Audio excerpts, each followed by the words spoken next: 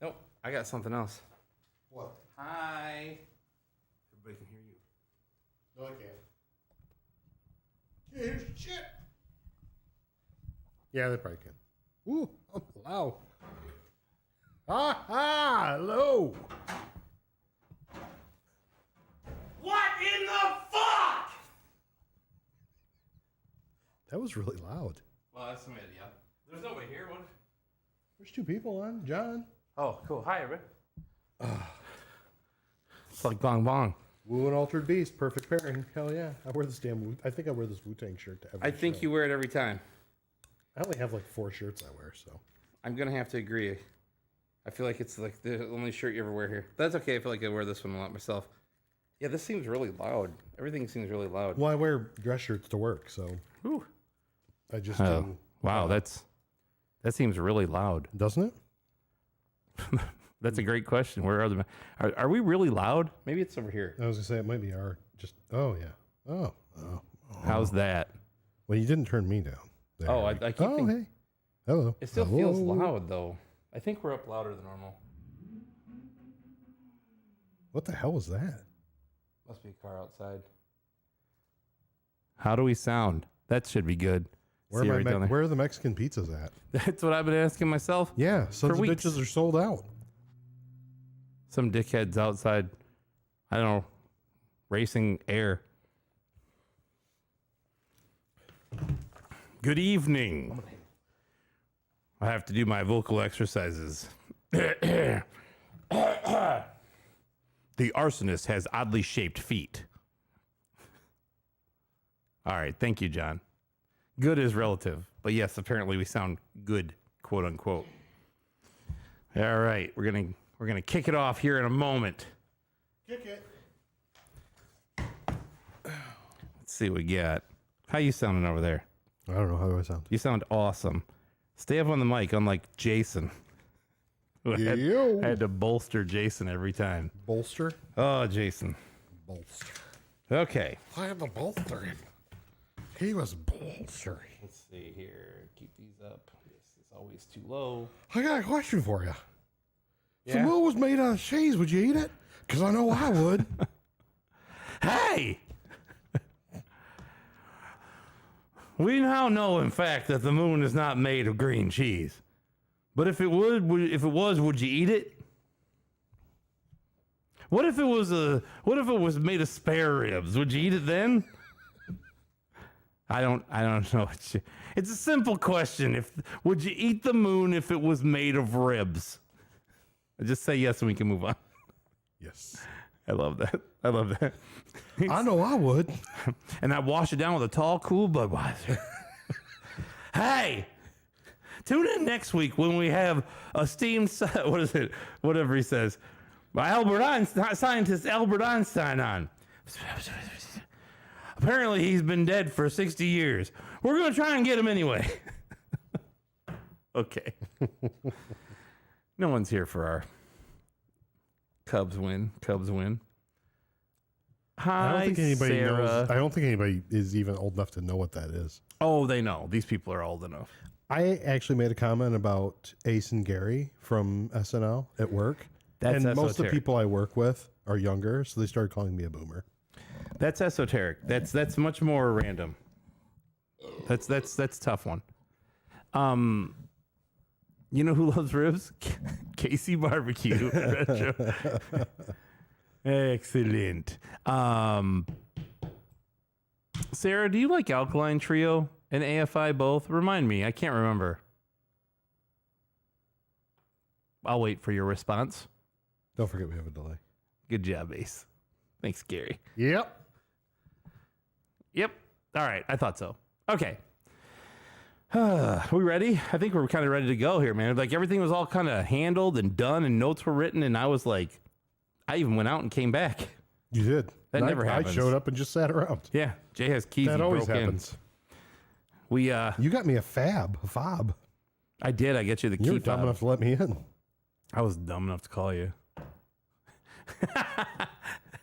Don't you hate pants? I wonder what he's going to tell us to burn next. Hey, Krusty, don't you hate pants? I think that means you need to respond with Krusty. Yeah, I can't do it. Oh, God. Now it's time for my favorite part of the show. What's that say? Talk to the audience. Oh, this is always death. I'm just here for the 311 talk. Well, I have sour news for you, Kaylin. It's not going to go that way, I don't think. I hope. We ready? You want to get... Sure. You want to do whatever you're doing on your phone first? And then Actually, I'm working on our show, so you just need to calm it down. I love that. You're on 11, and you need to be on 5. Canyonero. Canyonero. The 11th is good. Okay, cool. Thank you, Michael. Thank you. I don't know why I point over there. I should point over here. Pointing at the chat. All right, chat. Oh, hi. Over there. Hi. All right. Stupid chat. We ready? I'm going to give it a dry run with the sound. I want to make sure it sounds okay. I just want to make sure that the volume is up. I want it to be higher than that. I want it to be up here. There we go. That's good? Yeah, I think that's good. You're sure? Oh, I can boost. Yeah, it sounds good. Wait, let's check that again. You suck! Okay, you're good. Remember what we talked about? You suck! Yeah. You know what we talked about? You suck! I'm going to turn that thing around. They saying start paging through there. Uh-oh. Valdor's here. Your package should be there tomorrow. Wise from your graves. Took him long enough. It did. It really did. It took me way too long. But yes, this package is on the way. It should be delivered tomorrow. It should be there. I gave him a nice one too. I know you did. I really did. We looked at it. He took care of it. I tried to give you one of the 3 nicest ones I had. All right. Cool. Mattio's? Hey, look at that. Mattio's on. What up? Squad. Yeah. We got squads here, bud. We got squad. Well, Mattio's normally too busy. He's got a lot to do. He's usually asleep by now. You got Sarah, Mattio's here, John's here, Sarah. Kaylin's here, Mike's here. The list goes on. Valdor. The list goes on. It does. Trying to get Tyler over to the Twitch chat, but he wants to hang out on YouTube all by himself, which seems about right. 90? I don't know. Yeah, kind of. Sometimes it feels like it. Speaking of which, they were talking about you on the latest episode. Yeah. We gotta find a Nintendo Classic for Mike so he can play Punch Out and beat Tyson. I need an NES Classic. If anybody's got an NES Classic for sale, apparently I have to buy one so I can show them that you can beat Tyson on it through a modern television. Yeah, if you guys didn't get a chance, check out Collector's Quest. They talk about it on the latest episode. Also follow our YouTube because Tyler was quite upset that we only have 11 followers on YouTube. Yeah. Well, that might be optimistic for us. I don't know. I got you. Well, we can work something out there. Let me go to YouTube. I'll see if Tyler's on there. All right. I got one in box that maybe. Tell him to be cool and come over to the chat that everybody else is on. Yeah. See, even Clearvis said it. Yeah, YouTube exactly. Boomer. Come on. He's 90. All right. We ready? I don't know. Are we? You can borrow mine. Awesome. I already borrow enough of your stuff, I feel like, including your plans for world domination. I'm going to edit that out. No chat. No Tyler's. Ready? Yeah. Tyler's, like I said, it was plural. You need to mute me. You know you need to mute me. Are we ready now?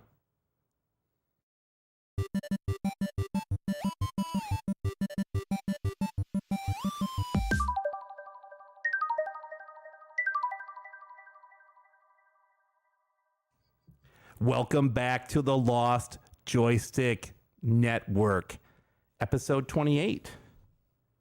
Was that Daryl Strawberry's number? 28? Was Strawberry 28? I don't remember. I don't either. You go dig it up. Of course, that's what I do. My name is Mike, your host du jour, and always, but also today, and joined as always by my co-host. The soup du jour. That sounds delicious. I'll have that. As you hear his melodious voice, Jay. Say hello to the people, Jay. Hello to the people. Do as I say. Do my bidding. 39. 39 was Strawberry. 39 Who was am I thinking it was 28? Yeah, I knew he had a weird number. Who had 28? I don't know. Was Nobody. Gooden? No, he was 16. Was he 16? Yeah, he was 16. Yeah, Gooden was 16. Were there any other good Mets? Keith Hernandez. Oh, I didn't think about Keith Who does Hernandez. this guy think he is? That mustache. I'm Keith Hernandez. Prince Fielder, fuck that guy. I was so glad he got traded to the Brewers. Okay, anyway, enough. I'm going to have to edit all this out already. God. You know you're not going to. I'm going to this time. I loved it on the last episode. I'm going to this time. Took a listen to make sure everything was good. And how many times you're like, I'm taking this out. But it was still there. So, Jay, how was your week? Good. I actually just got back into town a couple hours ago. So Yeah. You traveled to lovely Syracuse. yes, I went to Syracuse for some work stuff, and we're just there overnight. It wasn't like a long trip. I left yesterday morning and got back this afternoon. Those are the worst. I think we got back at like 3:30, 4 o'clock. Did you? I did that once to Vancouver, Oh. British Columbia. Oh. That was not fun. Oh, this cool was town, only though. this was an hour up and down each Yeah, way. So it was wasn't cool. bad. It was a cool place. You get to see the planes land. They had, like the water planes and all that stuff. Those things are cool. Like you have the gas stations out in the water. It was kind of neat. Anyway, cool. but yeah, I spent like one day there. Other than that, I haven't done much this week or last week. Yeah, we hung out a little bit. Yeah. We I want to say something, but I can't say it because I don't think we've talked about it. Yeah, we haven't talked about No, you can go ahead. It's fine. it. No, I don't want to because Okay, we'll get into it. We'll come. We'll get into it. I know what you're saying. Mike and I did some fun stuff this weekend or last week, Yeah. but it predicates on the collecting section. It was this week. No, oh, Yeah, it was. It was Sunday. It was. Sunday, wasn't Yep. It sure was. So, have you been playing your game that you've still been playing? Metroid Dread, yes. You get your little fellas over there, your little toys. So it was funny. I think I mentioned it to you the other day. So I don't have a ton of. It's not that I don't have time. I hang out with my kids and my family and stuff. So I'm lazy. That's why I don't play games. I've Nice. realized it. I'm like, I like playing games, but I'm like, I don't want to do anything. But between Good. hanging out with the fam and being old and working, I don't play a ton. So I was talking, and you guys have listened to me talk about this. I think I've been playing this game for 5 months now. But I was talking about last time, and I'm like, whoever said this is a 10-hour game is full of shit. I'm at the end of the game. I just What haven't. game is it? Metroid Dread. Sorry, I didn't even think about that. Everybody knows by now. Well, you assume a lot. Yeah, but You assume that people listen or care. yeah, that's true. Anyway, go ahead. But I finally, normally I just leave the game running and I just put the Switch to sleep and go to bed or whatever. And I finally, the last time I played it, so I'm at the end of the game. I'm at the last boss, and I lost to him, of course. I haven't beat him yet. And Did you I save it and then turn off the Switch and then turn it back on? And guess what? You're at the fucking North Palace and Princess Zelda was sleeping behind you? No, there's actually a save. okay, there's cool. actually a save room right before the end boss. I don't know if I mentioned this. It was one of my biggest gripes of the last game that we played. Yeah. Go on. But I ended up just dinking around, and now that I've got everything, I was going through and I was going to 100% the game. So I did all that, went back to the boss, tried it a third time. I think I still haven't beat him. I know everybody's going to be like, you suck. But even now say I'm that pretty anyway. much at 100%, and I got 15 hours into the game. Yeah. And I was like, it's got to be like 30 hours. It's not. It's like 15 hours. That's what you were saying. You're like, everybody's telling me this is such a short game. I swear I've played it so much. And you're like, I finally think looked and it was 15. I think it's because I'll sit down for an hour and play, or I'll sit down for 2 hours and play. I've only had like one stint where I've sat down for like 4 hours straight and played. Correct. So, Hi, Retro Bobby. How are you? Good to see you, sir. yes, like Cleaver said, 10 hours. So yeah, I'm 15 hours. When I finally beat it, I'll 100% the game. So I've gotten everything on it. So 15 hours. And that was actually when we talked last week with, or 2 weeks ago with Clevman here. He said 15's about average for 100% on the game. Did you see what he said? No. Hold on. You keep talking. Oh, okay, I'll keep talking. So, yeah, I got to go pull up what Clevman said here because he's always on. Here it is. That Here. is way too short. I will say. So I love the game, and I know I keep talking about. I love this game. This game's fantastic. I'm hard pressed. There's a couple controller things that just kind of irk me between that and Super Metroid. Yeah. But the game's pretty similar to Super Metroid. Yeah. And Super Metroid's my favorite. I know. I'm hard pressed. I said this to you a little while ago. I'm hard pressed to believe that this isn't. It might be better than Super Metroid. It's hard to. I've done this with music where I go, this has been my favorite for 25 years. And then they put out a band puts out a new record. Maybe it's 311. I don't know. Oh my God. No. No. It's not. But maybe they put out a new record. Shutting the shit off if you bring it up again. I had this happen to me 15 years ago where a band put out a record and I was like, I don't know. This might be my new favorite record by them. And I never do that ever. Yeah. I cherish all that stuff. Like, it's so hard to defeat the nostalgia of it all too and the life and all that. But yeah, it's hard to go, well, maybe Super Metroid isn't my favorite game of all time anymore.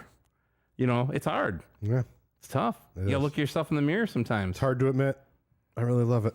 Well, But speaking of things that people love, it might be a 1A, 1B. sure.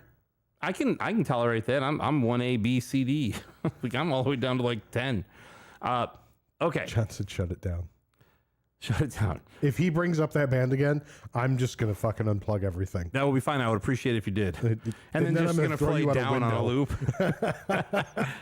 No. Have you ever heard the pardon the language, I know we're early into the show and I might add this, the AC 311 song?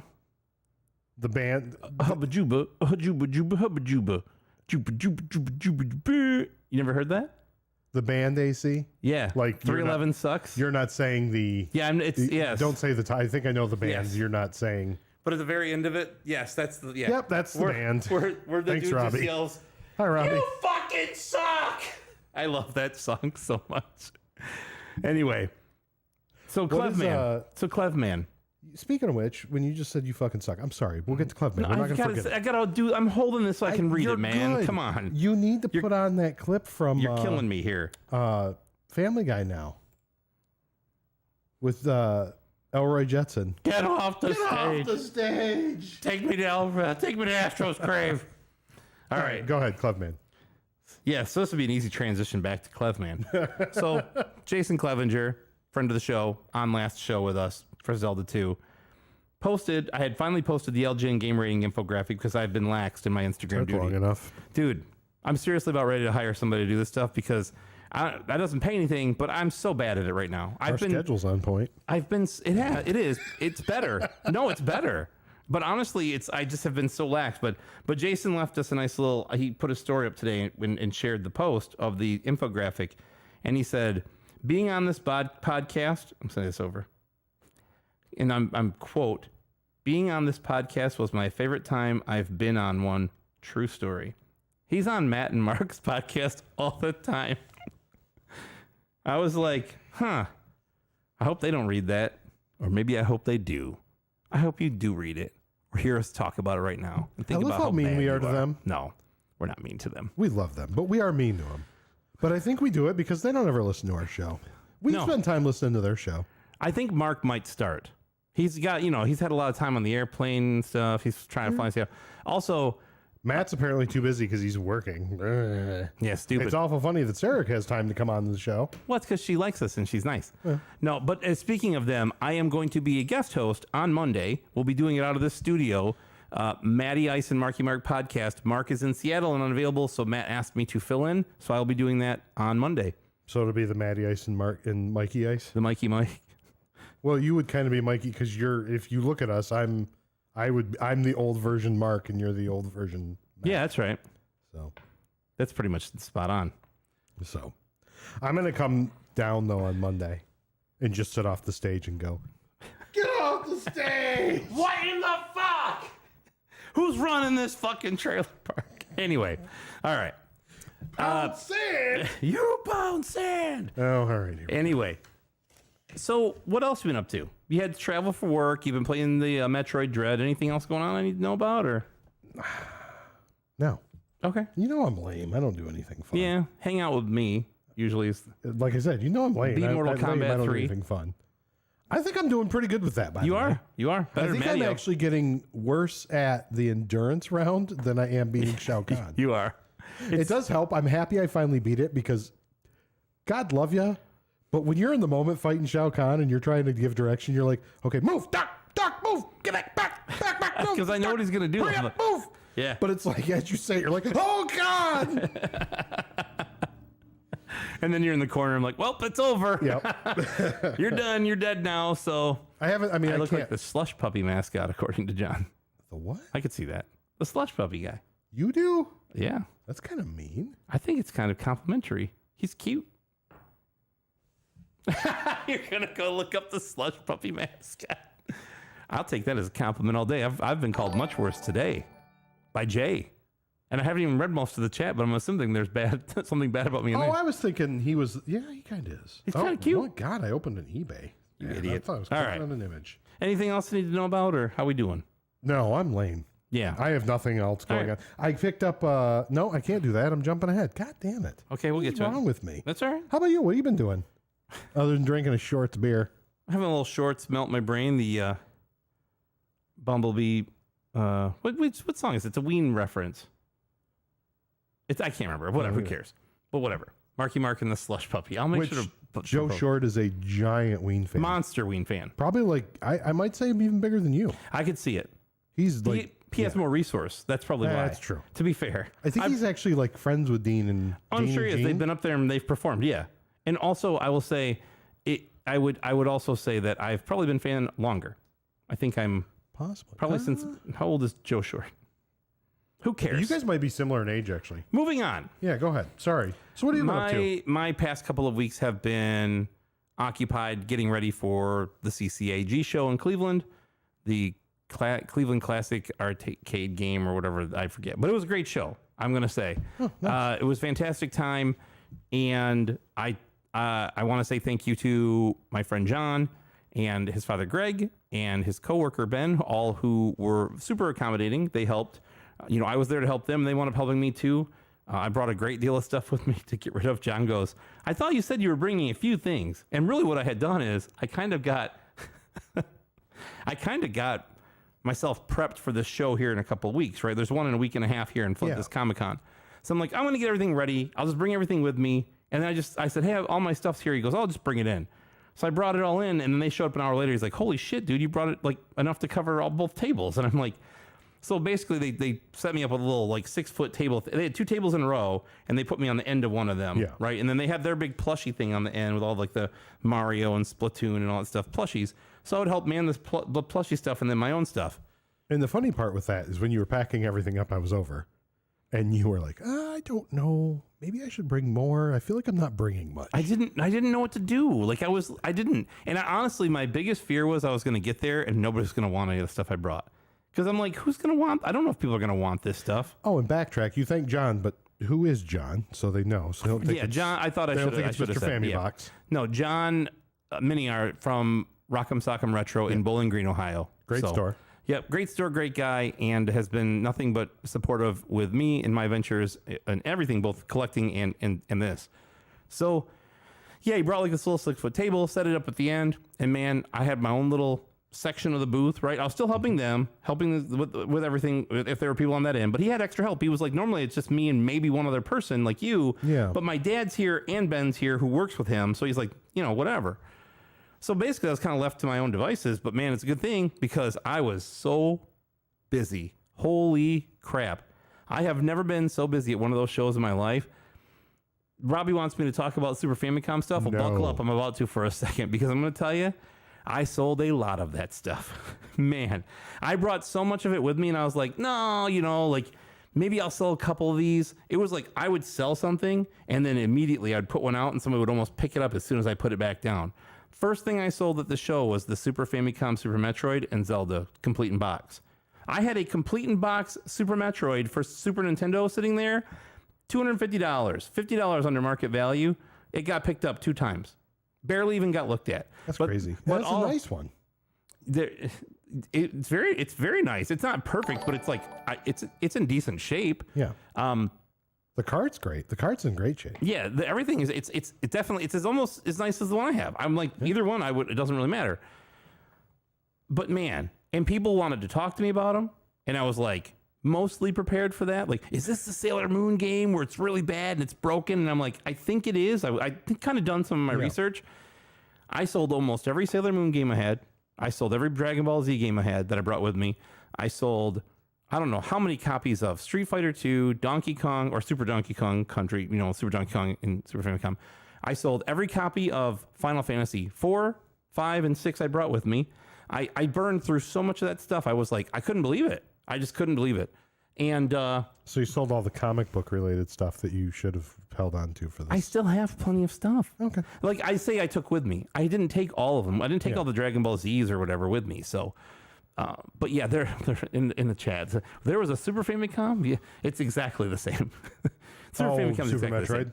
No, I think he's talking about in general. Yes, the Super Metroid version of Super Metroid is exactly the same. You even have a language select on it. Yes. See, but I'm saying like the Super Famicom, yes, there was one. It's true.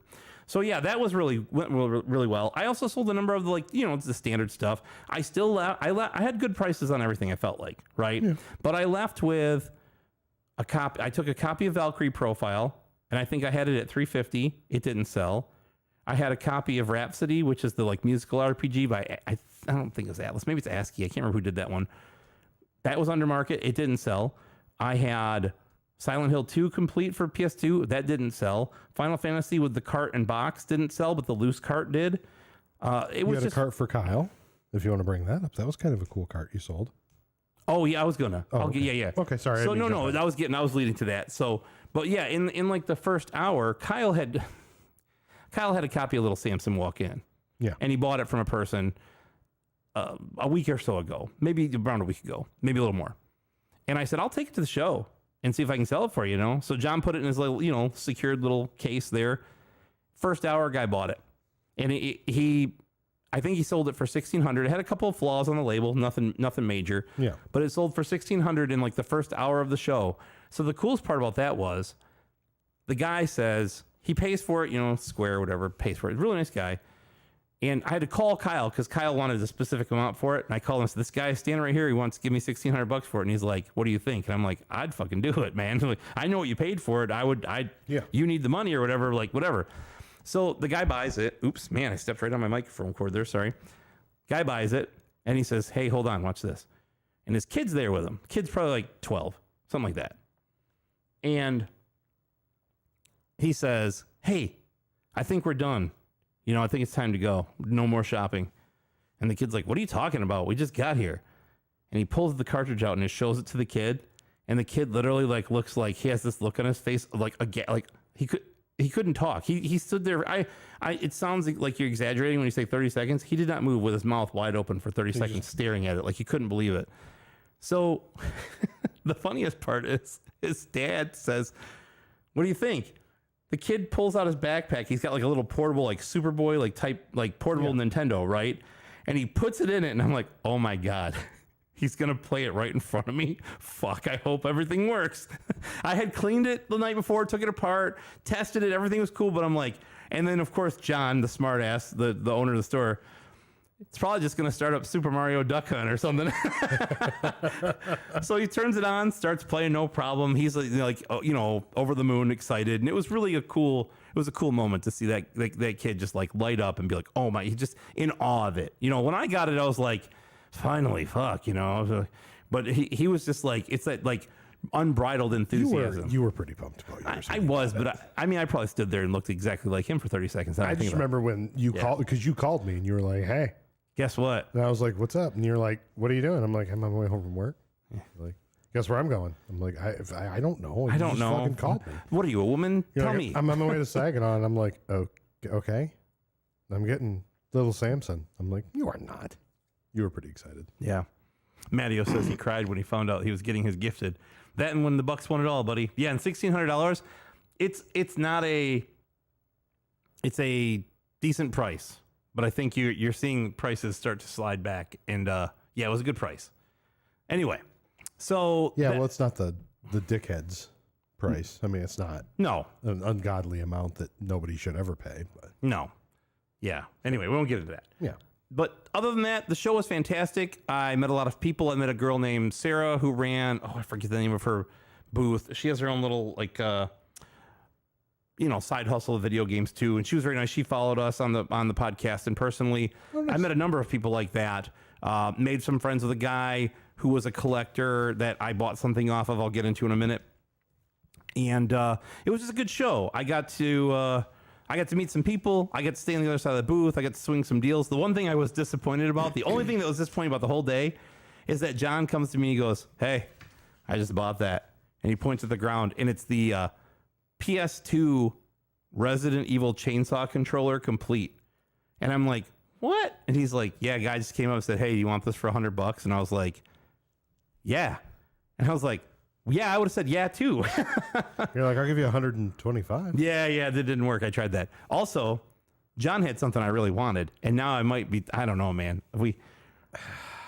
You told me about John has a beautiful and 100% complete copy of Castlevania Dracula X for the Super Nintendo, and he had it in the case the whole day, and it was haunting me, just like staring at me. I'm like, ironically, yeah, it was haunting you. Yeah, did you like that? But anyway, so yeah, I was like, ugh, maybe I need to go trade him one of my 8 Sega Model 2 Sega CDs or something. I don't know. But anyway, so it was a fantastic time. I bought a few things I'll get into in the next segment, but it was a great time. Got to hang out with John. Had a couple of beers with Ben they had a concession there. That's another great story. I'm like, I'm going to go get a beer. It's like 4:00. It's starting to slow down. I walk up to the concession. I was like, give me they had Yingling, but they were out at that point. Also, their ATM ran out of money for the second year in a row. Everybody was getting 10s, and then they ran out of 10s too. But everybody was paying me in 10s. I'm like, you went to the ATM, didn't you? But anyway, so the guy, I said, give me 2 Bud Lights or whatever. They're like tall cans. Yeah. He goes, $6. And I was like, give me 4 Bud Lights then. I was like, $6?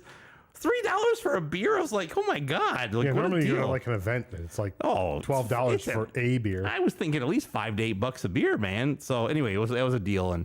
But yeah, good times were had by all. And I was really busy, and I really appreciate John and his crew putting up with me, because I came there to help and I wound up helping myself more often. But they were not without help themselves, and I did help as needed. So anyway, all right. So I guess that brings us to... You want to hit the chat real quick before we go into the next one? Oh, I've seen all of it.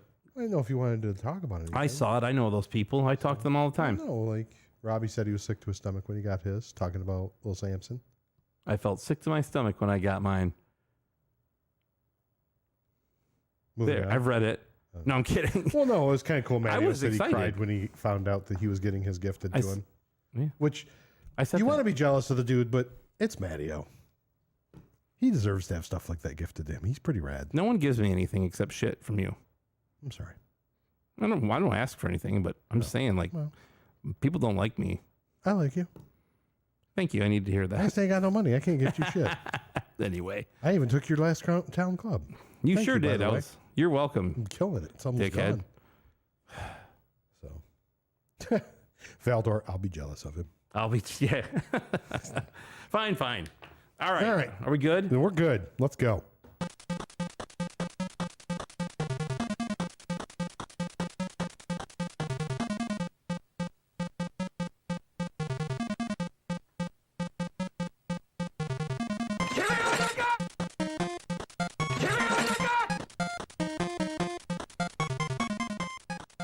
What do you think that we just leave this playing in the background? I'm down. It's like a good 5 minutes long. The only problem with it is if I have to edit anything, which we don't edit anything, by the way. But if I were to have to, you can't do it with the music in the background. It's tough. Wait, hold on.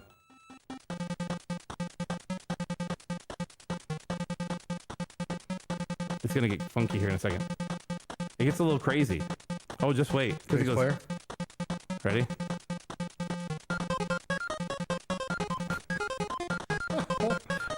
It's fucked up right there. Anyway, Sarah says you're the best, Pitts. Thank you, Sarah. You're the best. All right. You want me to go first? I mean, it takes me a long time. I need the cricket sound on here. Yeah, you go first. Chirp, chirp, chirp. Actually, I did kind of get something today. Peanuts on the plane? I didn't get peanuts. I don't get peanuts on the plane. Whenever they offer their drinks, I'm just like, I'm good. I always take a Coke or a ginger ale. You get the ginger ale on the plane. Well, the flight was so short, they were offering complimentary coffee and water. I'd like my water cold filter with some barley and hops, please. They give you a cold filter. They give you a little tiny bottle of water, and it's like room temperature. I'm like, I don't want that shit. Just keep going. Keep it moving, lady. You're welcome, or I gentleman. guess. What airline was it? Delta, actually. I love Delta. It was just because the flight was so Yeah, I got it. Okay, so go ahead. What'd you get? You got something today, you said. Yeah. You're like shocked that I had something. I know what you got. I know. It was sitting over there waiting for you. So I got a new used new, actually. It'd be backwards. So you picked up a copy of Kendrick Lamar's Damn. Right. For Harrison, but he ended up getting a copy. He already had it. Yeah. Yep. So I had said something to you about wanting it, and you said, well, I got an extra copy, I think, so I am buying the extra copy off you. It's sealed. It's never opened. It's sealed. So that's why I say it's used new, because you bought it, but it's never, it's sat here, so. I could go put it back down in Jerry's shop, and no one will be any the wiser. I'll go down there and alphabetize it. Alphabetize it. That is for sale. Other than that, I haven't got anything. Oh. I actually have your Emmy and Samus sitting here. Yeah, I set them over there so we would not every single forget. episode, because I've been playing this game for 6 months. These are the two things I don't have. Yes. So I need to get the extras from these two. Yep. So. And there they are. I guess waiting. I'm not officially 100% then. You know, if we wrap up early enough tonight, you can take that home. You could amiibo those bad boys. You can NFC the shit out of them. I could. Little near field contact. You know what I'm talking about? Yeah, you know. Anyway, So that's it. I got All that, you got and is I got my fob today for here. Oh yeah. I mean, I've got keys, but now I got they've You have got the wireless, now I keyless got a entry. fob. I finally get you keys, and they're like, "Hey, we can give you some key fobs. You don't need them." I'm like, "Oh, Yeah, good you thing I did made just give me 15 copies of them." You just did me. What'd you give me the keys? Like 3 or 4 weeks ago? Yeah, finally. Yeah. I 'cause had you them. forgetting to give them to me. Yeah. Actually, I got them because you didn't know if you were going to be back in time, and Clubman was coming down here. Yep, that's true. All right. Well, I'm done. So your turn. What'd you get? Anything new? Yep. Like we don't think you got anything new. What should I start with? Town Club. I got some good sandwiches today. Those are You good. did. Those were really good. Those are good. Okay, so I did buy some stuff at CCAG. I'll start there, Okay. and then I'll get to the Super Famicom stuff because there's a little more of that, and then And Robbie's excited to hear about one it. more. Yeah, we probably can't wait. That's what he comes here for. Super Famicom talk. Okay, so We should do a spinoff show called Super Famicom Hour. and we just talk about things like the business simulator games for the We guys could on do the it phone. like the two ladies that do the show on Saturday Night Live. Yeah, coffee talk or not coffee talk. The radio, The Eats one. the NPR. Yeah, Yeah. the sweaty balls. Yeah. Yes, Oh, yeah, Famicom. Super Famicom. That's nice. that's nice. Let's talk about it a little bit. It's really nice. Yeah, let's talk about the Famicom. Yeah, super. Okay, go ahead. It's the super version. This is super. Is that new? Yeah, it's super. That sounds nice. It does sound nice. Okay. So, I got a couple of chances to walk around at CCAG when it started to slow down. Yes. And man, there was a lot of cool stuff there. Oh, was there? That's nice. A lot of people had a lot of high-end NES games, and I was like, got all those. You dumbasses. Did you see stadium events there? No, Oh. not gonna. Well. Although I had my credit card just in case. You never know. I was like, if one shows up, might get the credit card out. It's all paid off. Anyway, so I went down to, it was kind of like, it was in the soccer plex, right? And there were two fields. And the concessions went right down the middle. Did you go play soccer? No, but I was standing on a soccer field the entire time. An indoor soccer field, though. That's cool. But anyway, so You I'll should go have brought over, a soccer ball. I'm sure there was some there. Okay, go ahead. Thank you. Concessions in the middle. I go over to the other side because I'm on one side the whole day, and I'm kind of getting to know the people on that side. I go over to the other side. Stone Age Gamer's there. Stone Age Gamer is the people that sell all the EverDrives and stuff. And every time I go to try and buy a Nintendo N8 Pro, the latest, Crix EverDrive, they're never in stock. And they had just come in stock a couple days ago or prior. Yeah. And I go to order it, it's gone. And I'm like, I don't really want the red one or the gray one. I really want the blue one. Well, I go there, they have all of them. So I bought the N8 Pro and I got the blue one. Nice. Ta-da. So that thing's badass. I absolutely love it. We've played the shit out of it, which is what you were alluding to earlier. Yes. Right? No, actually, that wasn't it. I know Okay. that's coming, though. But right. that, it was funny. I was going to say it when we were doing the music, but we played Cheetahman for a minute Yes. just to remember how terrible of a game it is, but how great the soundtrack is. But it's on that. Yes. And that's why we were playing it on there. Yeah. Didn't we play Cheetahman 2 on it, too? That's what I was saying. Yeah, Action 52. Yes. We played both, right? I might have just put, yeah, we played the music. Maybe just, I don't remember. I played Arkanoid for a minute. Oh my God, I'll tell you about my Arkanoid story in a minute. Anyway, yes, the N8 Pro is awesome and I love it. And I was happy to be able to go buy one in person. And I was standing there. They had the Super System 3 for the turbo that plays the CD and the Hue cards. Didn't buy it. They had the Mega Drive X7. Didn't buy it. They had the Neo Geo, the one that I didn't buy it. And I was like, I could have literally spent every dollar I had on EverDrives while I was standing there. They had so much cool stuff. And I really want to I think I want to buy the Mega Drive Genesis one next, like the X7 or whatever the latest fussy version of that is. The other two are so expensive, like the turbo one that plays the CDs and also the Hue cards, that Super System 3 or whatever, I forget, the SSD 3 or whatever, that thing's too expensive. And then the Neo Geo one's hundreds and hundreds of dollars. You're going to get the turbo one if Analog ever releases. But if Analog ever releases. But you'll be able to load that whatever you want. Yeah. You don't need that for then. Oh, really? I don't think you'll need it then. I think you can kind of hack those. We'll see. Anyway. Speaking of which, when are those supposed to come out? Never. Yeah, the Analog Turbo Duo is never coming out, I think. But I actually have a Turbo EverDrive, just the basic one that doesn't play the CDs. Right. Yeah. So we're playing it on your... yeah, Express. And the Express, yeah. So, yeah, I finally got the N8 Pro. Super happy I got the blue one I wanted. That was really cool. I have wanted... And I was talking to Robbie on the way home, and I said, you know what I bought? It's a thing that I can play every Nintendo game on, because I already have every Nintendo game. And it was like, I didn't seem like the target market, but I was. Yeah. So I got that. And then I bought a couple of other minor things. I bought a 3DO, it was called the 3DO Games Secrets book. Yeah, that was a cool book. $5. Yeah. Didn't have anything about PO'd in it. Sorry, Matteo. But it was $5. And I was like standing there looking at it. I'm like, how much is this book? It wasn't priced. And the vendor was right across from us. He knew I was like a vendor. He's like, let me ask the guy. Hold on. And he had to call somebody. He's like, how much is this 3DO book? And I told the guy, I said, listen, I'm the only person here that's probably going to buy this. And the most I'm going to give you is $5. Like, I'm not spending more than $5 on this thing. And he said, $5 is fine. Sitting next to it was a 3DO FC1 with like 20 games, not even 20, probably 15 boxed games. They had $1,000 on it. I'm like, you people are nuts.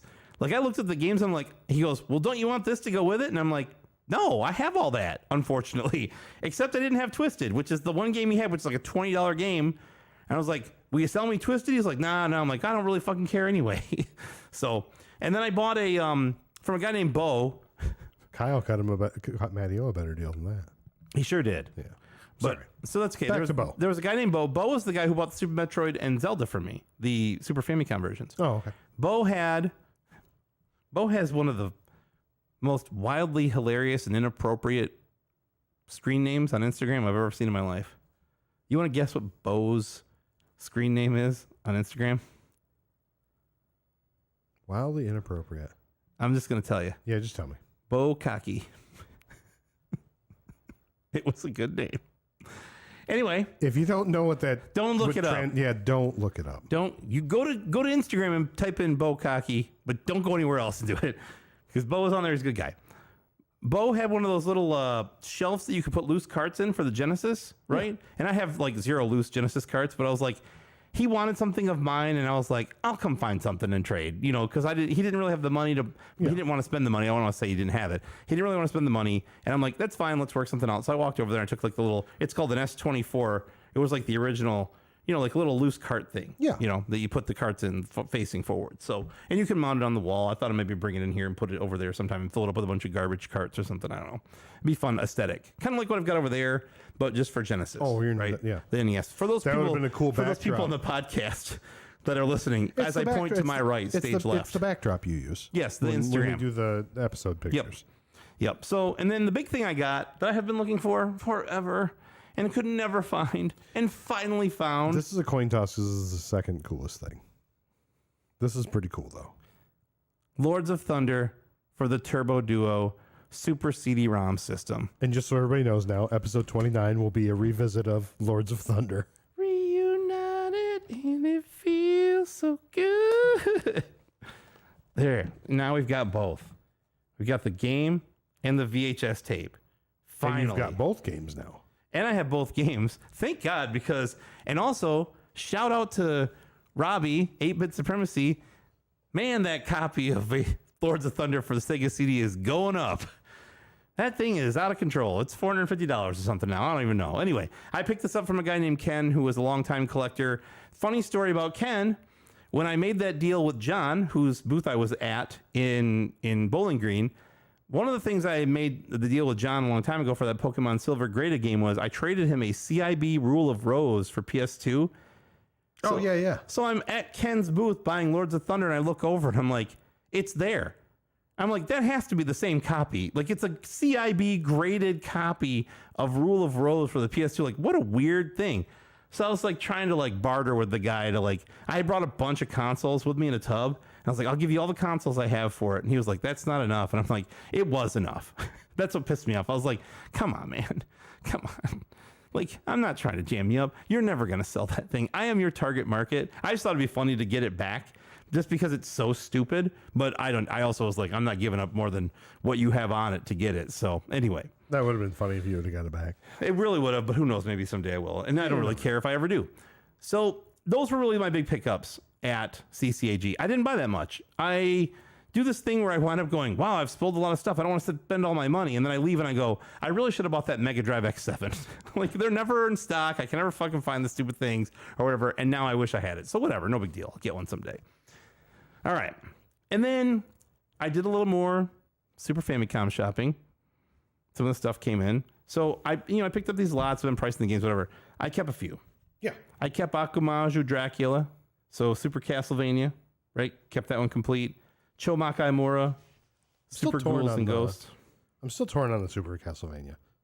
I feel like, because generally when you show me the Super Famicom boxes, I think they're cooler than the Super Nintendo. Yeah. But I really think the Super Nintendo and the Super Castlevania is cooler. It's a mix because That Dracula is just like the Dracula the cracks me up. tweaking Dracula. He's like, he looks like he's like methed out. He's like, I don't know.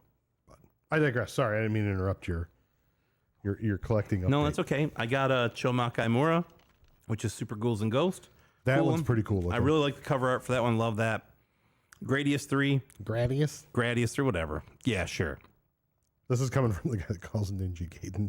Yeah, whatever. Yeah, exactly. Who cares? You mean Ninja Gaiden? I think everybody knows what we're talking about. Ninja Gaiden. Gradius. Ninja Gaiden. Dot. So, yeah, that was kind of it.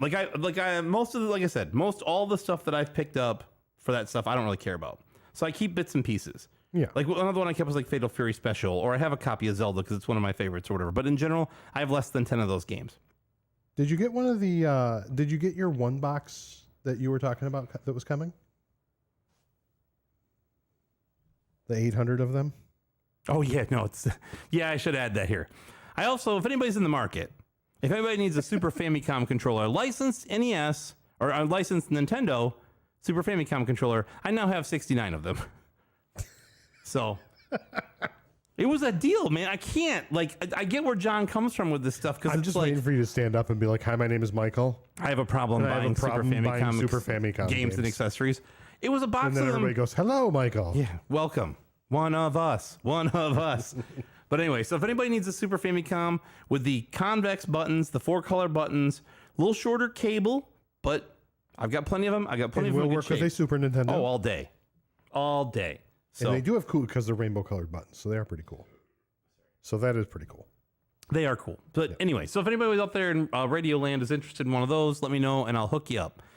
So yeah, and then I got one more thing. You do. So real quick, Clearvis, he agrees with me on Yeah. the Super Castlevania. It is cooler. Yeah. But I will say that the Dracula cracks me up. I like the Dracula. I don't like the drawing of, who is that? Simon? I don't know who that is in that game. Yeah. The Belmont? It's one of the Whichever Belmont it's it a is. Belmont. Yeah. But anyway, throw one of those in with the games you're sending me. Yeah, you got it. You're all hooked up. Don't you worry, Mike. So I got one more thing. I did tell him that you were going to get with him on Yeah, I this. will. Okay. I owe you a message. I don't have any Breath of Fires, by the way, but I got the other stuff, I think. I'm Okay. sure he'll get more. I'm not going to use what I want to use because we have to save it. Use it. This is a time I think it should be used. Okay, I probably have to use it. Yep. We can apologize to him later.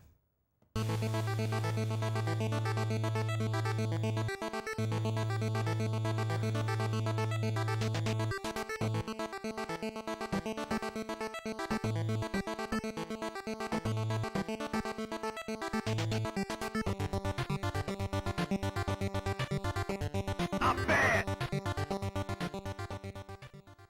I might have added to the arcade cabinet collection. This fucking guy. This fucking guy.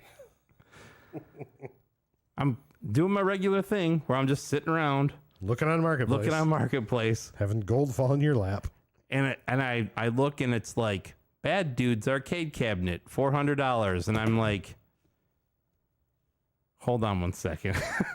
So I go start looking at it and like, is this some shitty conversion or is this thing beat to hell or whatever? Nope.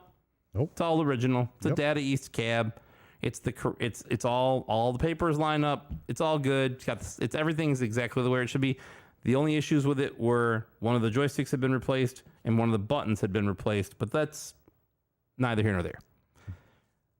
$400. A message to the guy. He's like, yep, come on down. All right. Drove down the next day with Harrison. Had nothing going on that day. I get there. Nice guy. Turned into a moving guy. It was a barbershop, right? Down in Rochester. Guy says, oh, yeah, here it is. Shows it to me. Works perfect. He said, well, the only modification is someone had added a free credit button to the front. There's a service button on the inside of it that gives you free credits, but someone had wired a button to it the outside. I could fix that if I wanted. Which is just a toggle. It's just like a regular It's a little game arcade button that's black that blends right in. So I'm like, yeah, I'm going to take it. And I said, do you have a dolly? And he's like, no. I'm like, all right. So we go to Home Depot and buy a dolly because I'm going to need one apparently. You keep buying fucking arcade cabinets, you will. How can I not? It's Bad Dudes and it's $400. We're gonna have to like wall off your door and make it an actual arcade. Maybe. We should do that. Maybe we should. Bring them here. Could you imagine them all lined up over there? We could rent Jerry's old space downstairs, make an arcade. I've seriously considered if they'd close that office down to do that or put it across the hall. But getting them across the hall would suck up the steps. I don't want to do that. That's why I was thinking Jerry's, because it's on the first I'd floor. visit the arcade. You need to come to the arcade anyway. I'm telling you, man. Like, I already got one. I got 4 plus 1 on the way. Anyway. And we'll have to get pinball from Adio. Yeah. Well, I like how it's we all of a sudden. Yeah, you it's buy we. these things. I don't really You'll be the service guy. You'll come in. Oh, yeah, these look good. Let me make sure they work. And you'll play them for an hour each. No good games yet. No good games. Yeah. Sorry, I've got all trash. Every Neo Geo arcade game ever. Bad Dudes and Mortal Kombat 1, 2, and 3. Yeah, all trash. Sorry. I'll get whatever shitty pinball game you want me to get. Yeah, if you get a pinball, I'll never see Matt again. That's true, sir. If I get a pinball machine. Well, sounds like you're getting pinball. What's that noise? That's probably the fan. Okay. Oh. Tron or get the fuck out. Yeah, well, that'd be cool, except, man, I don't know if you know how much a Tron goes for, but woo! What if I had Robotron 2084? How would we feel about that? Because I'm converting the Neo Geo back to that Robotron, then I'm going to put the Neo Geo in a different cabinet. Because it was originally a Williams Robotron. Yeah. It's all original except for the marquee and control panel got replaced. And you might have a TMNT cab. Yeah, that's a whole other story. Yeah, well, I can't get into that right now. Okay. So anyway, got the Bad Dudes, went to go pick it up from the guy. I go in there. It's up against between a wall and another arcade cabinet. He had 4 arcade cabinets, 3 of them next to each other, with Bad Dudes being the one up against the wall. And then one stray one off to the left. Oh my God. He is here. Tyler. What up, Tyler? Is in the chat. Hello, Tyler. And I've got, the guy has Asteroids Deluxe off to the side. He's like, I really want to get that one out of there. I'm going to sell Bad Dudes because he had Bad Dudes, Punch Out, Miss Pac-Man, and our Asteroids Deluxe. So I said, no problem. Again, barbershop. He's running a business. So I said, I'll pull it out here. He and I are about the same age. You know, this guy. Yeah. Pull it out, move it off to the side. And he's like, would you mind moving that other one back over where that Bad Dudes was? And I'm like, I thought to myself, I'll help you, but it seems like kind of, you asked me to. Been like, yeah, but Bad Dudes is $350 now. Yeah, I know. I should have been like, yeah, but my fee is this. Anyway, I'm like, whatever. I'm like, sure, I got the dolly here. I'll help you out. So then I go to move the Bad Dudes out of the way so I can put the other arcade cabinet in. He goes, oh, careful with the floor. And I thought to myself, you fucking move the stuff. Why are you? I'm not your moving company. Like, I'm sorry. You seem like a nice guy. I'm not trying to be a jerk, but we're the same age, and I shouldn't really probably be moving these things in the first place. And now you're like, oh, not only do I need you to move it, but you got to be careful. I'm not licensed for this. This is not 2 men in a truck. Anyway, but that was actually what I was alluding to over the weekend. That we played. Yes. I wanted to bring that up, but I wanted to wait because I knew you would want to bring that up. No, you're right. That's true. But yeah, we went through and beat Bad Dudes and then played Mortal Kombat. Yep, it's true. So if you get a pinball machine, you'll sell all your arcade games to make more room for more. Yeah, I know people who have gone that route. So I want one pinball machine ever, and it's Whirlwind, and that's it. I don't have any interest in other pinball machines. Anyway, so I service them, but I hate playing them. Yeah, it's fine. I like it. Is he referring to Mario or pinball? I think both. Oh, okay. So anyway, that's not. So that's what I picked up. And if I think of anything else, I'll just throw it in later. But that's pretty much the collecting segment for the last couple weeks. Had a great time CCAG. Bought a couple things I've really wanted for a long time, which is awesome because that's kind of where I'm at now with stuff where I'm like, I don't really want to. I'm not out there buying a bunch of stuff I don't really want unless I'm getting like super good deals on them or something. I'm not out there going, oh, I'm just going to buy these Genesis games. I don't really want to do that. I have the stuff I want. So, I guess with that, we should get into the episode's show topic. So, Jay? Mike? Do we want to do that? Do we have stuff we want to do? We never did really decide. I need you to... Rise from your grave. I feel like that was a DJ spin. I was trying to mix it up. Wiki. That was so anticlimactic.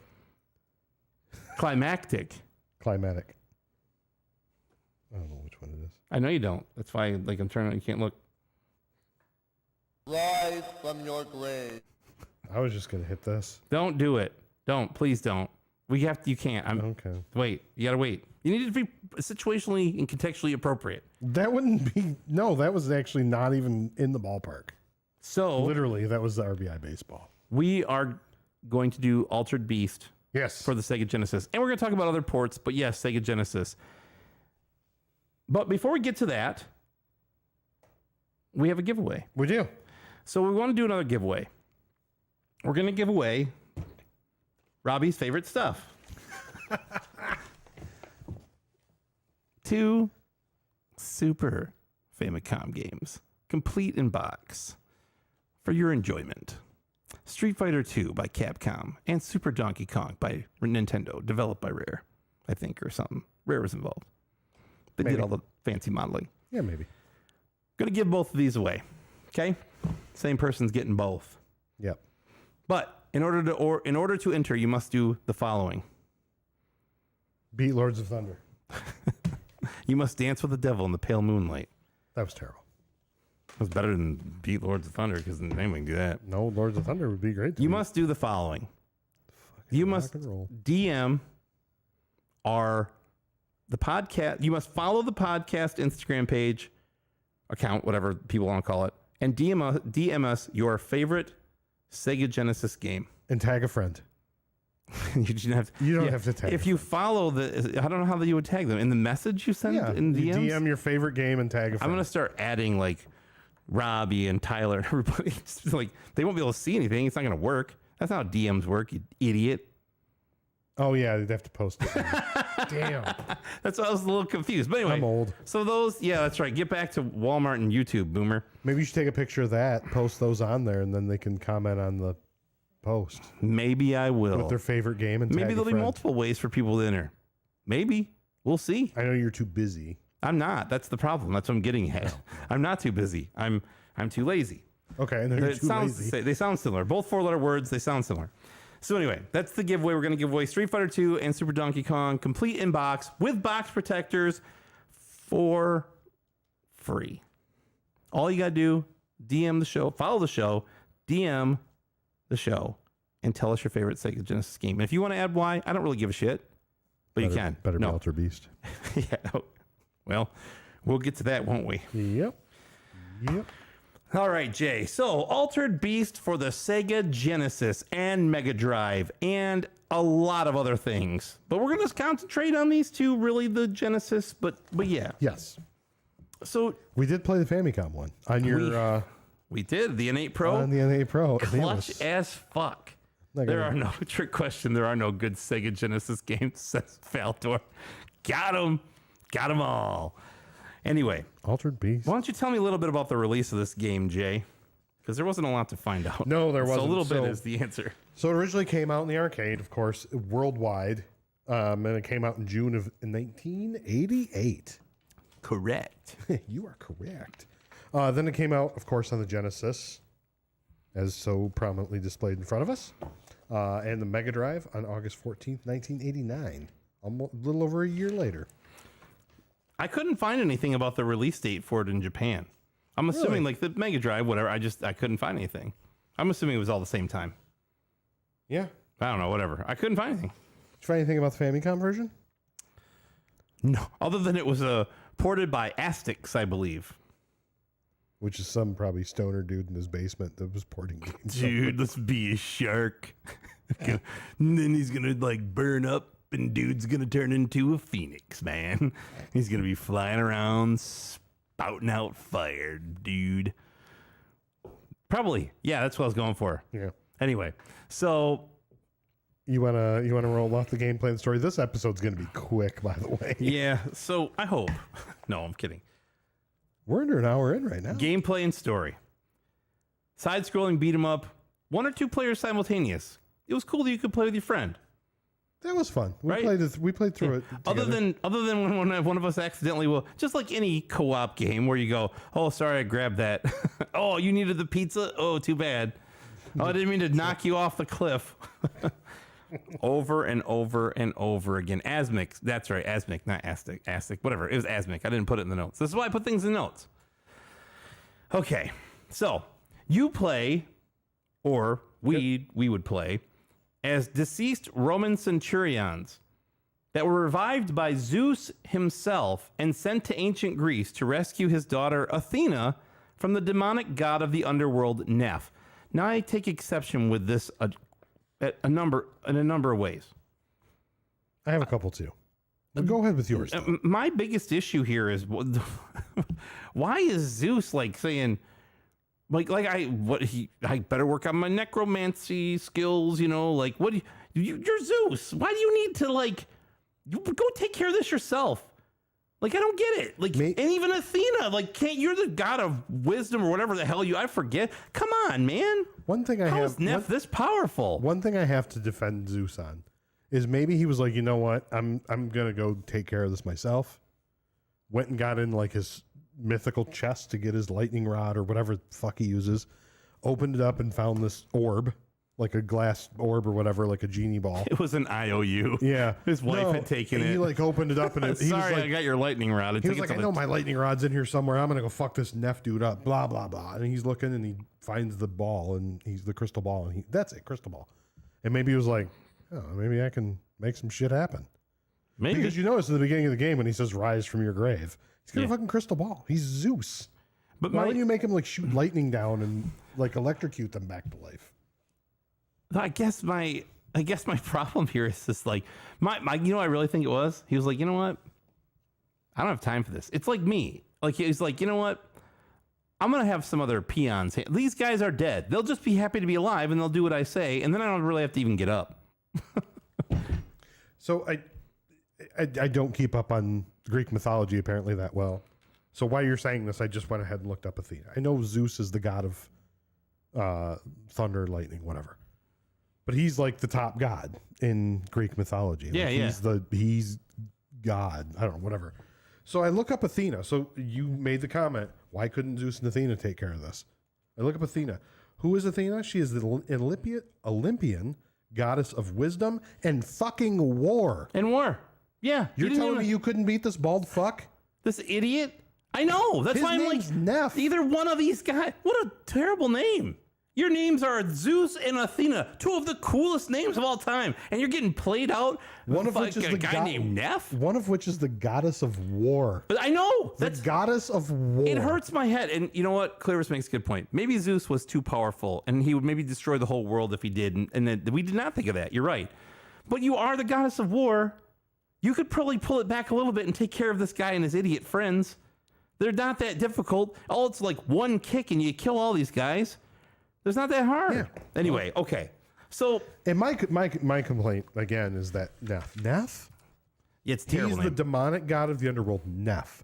You couldn't come up with anything better, but Neph. I think one of the things that you'll find as we explore this game is there were a lot of ideas that weren't fleshed out real great. It was like, hey, let's do this. We really don't have time or budget for that. Well, then let's do this part of this. Maybe he had a longer name and they're like, we can't afford more than 4 letters. Neph is it. I don't even when they were writing this, they were like, okay, so here's what's going to happen. Athena's going to get taken up by the demonic god of the underworld. Did you ever think about what Tyler said? The bald guy uses lightning. What if he is Zeus? What if Zeus is Neph? Finkel is Einhorn. Einhorn is Finkel. Laces in, Dan. Laces out. Or laces out, Dan. But I guess, when they're pitching this, this makes me think of Seinfeld. Okay, so we're going to do a show. Okay, what's the show about? Nothing. Then why are people watching it? Because it's funny. No, he says it's about nothing. He goes, because it's on TV. Yeah. And he goes, not yet, it isn't. But maybe I feel like they were like, all right, so here's the deal.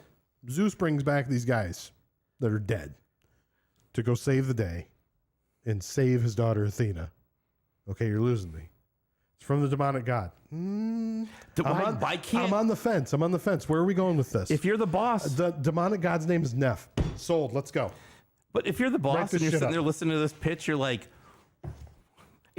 why can't the customers just give the specifications directly to the engineers? It's that whole thing where he's like, why doesn't Zeus just kill Neph? You can't have Zeus kill Neph. Who is Neph? Is he the He's cousin the of Satan? demonic god of the underworld. Is he Satan's cousin? Satan's out of town. Maybe in Japan, but not in the U.S., buddy. Well, Sega, they might not have scrubbed it out. Anyway, All right. So, All right, sorry. moving Yeah, on. back to the so game. Zeus says, "Hey, player 1 or player 2 or both of you formerly deceased Roman centurions who are now back to life. Why would you pick dead? Why would you pick dead Roman centurions? They were good warriors. Yeah, they were good. They're dead. Maybe they just died of old age. They look pretty young to me. Maybe he brought them back in a younger form. Yeah, you're grabbing at straws. I know. I have to. This is what I mean when I say you have to kind of. You're like me and the developers of this game. Yeah, exactly. So Zeus provides you with extra power and strength when you collect spirit balls. You collect spirit balls by defeating the two-headed white wolves, which are some of the minions or underlings of You get like of the Neff. little pink balls. Oh wait, no, That's a different. That's a different. They're gray. That was a they're different like video. bluish color. Yeah, go look Yes. up Alternative Beast on YouTube. Quite funny. In short, you as you collect these, you become larger, right? You collect one, you kind of lose the shirt, you're getting a little ripped. Collect two, you're kind of looking more Schwarzenegger-y, right? You're looking like more ripped and buff. And, Arnold.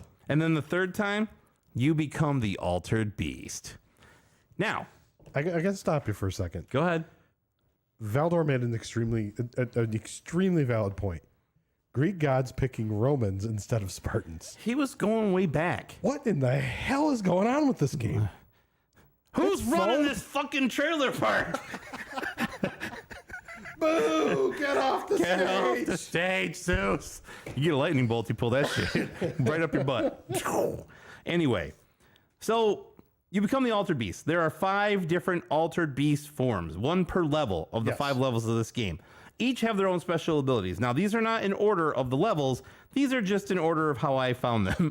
So We could probably read them in the order. I think I know the order. Yeah, you do it. You'd know better than I would. This is this is to the Genesis. There are different versions of the games that have multiple or different versions of beasts, but go on. Let me see if I can get them right. So let's say this. You've collected the 3 necessary spirit balls in order to transform into the Altered Beast.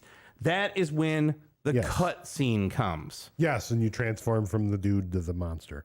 Yes. I And think that's, I've got- that's these, but that is the cool. I'm not going to play my hand too much. That is a cool part of this game that is forever enshrined on the cover of the Sega Genesis That is, launch and that box. is, that is a cool part. That, There are some that cool parts beast to it. face. Now I'm going to say this. You go ahead because I got something to say about it. Okay. So I think I got them in the right order because I was playing it earlier. So the first level is the werewolf. Yeah. When you turn the werewolf, you can throw fireballs, and then you have a thrust attack, which basically you turn and you like arrow across the screen. You can go back you, and forth. Yeah. You fly back and forth in like an arrow. Yeah. Then the second level is, and again, I may have these out of order. If I do, I apologize. The second level is the were dragon, which is basically a dragon. I think you're right. But the dragon has electricity. So Why? you hit the kick button, he shoots electricity out all the way around him, like an orb basically. Or you can hit the punch radiates. button. Yes, radiates. Or you hit the punch button and he shoots like a lightning bolt kind of deal. Why? Can I ask a question? When do dragons shoot lightning? Wouldn't it have been fire? I don't understand that at all. If it would have been a dead Spartan, he would have shot fire. But the Roman centurions didn't. I see. There's no logic behind that. Don't. Try Oh, and you know figure what? it out. It's probably Zeus is doing. He's like, I'm not the god of fire and that crap. Yeah. You get lightning. I Buddy. got my crystal ball. They can have some lightning. That's right. Go ahead. So, and then the third one is the werebear. The werebear. The werebear. I always think of the Hair Bear Bunch. If you want a dated reference, Care Bear Bunch. Hair Bear. Hair Bear. You know the Hair Bears? Hair Bears. They're Oh like- yeah. I remember. you know, I know. yeah. But the werebear, when you hit the kick button, he does like a weird spin, like a vertical spin, and he blows bubble gum. He petrifies you with his petrifying breath that's and it. turns you to stone. Yes. Like Medusa. Yes. He's got Because Medusa that's breath. what bears do. Werebears. Yes.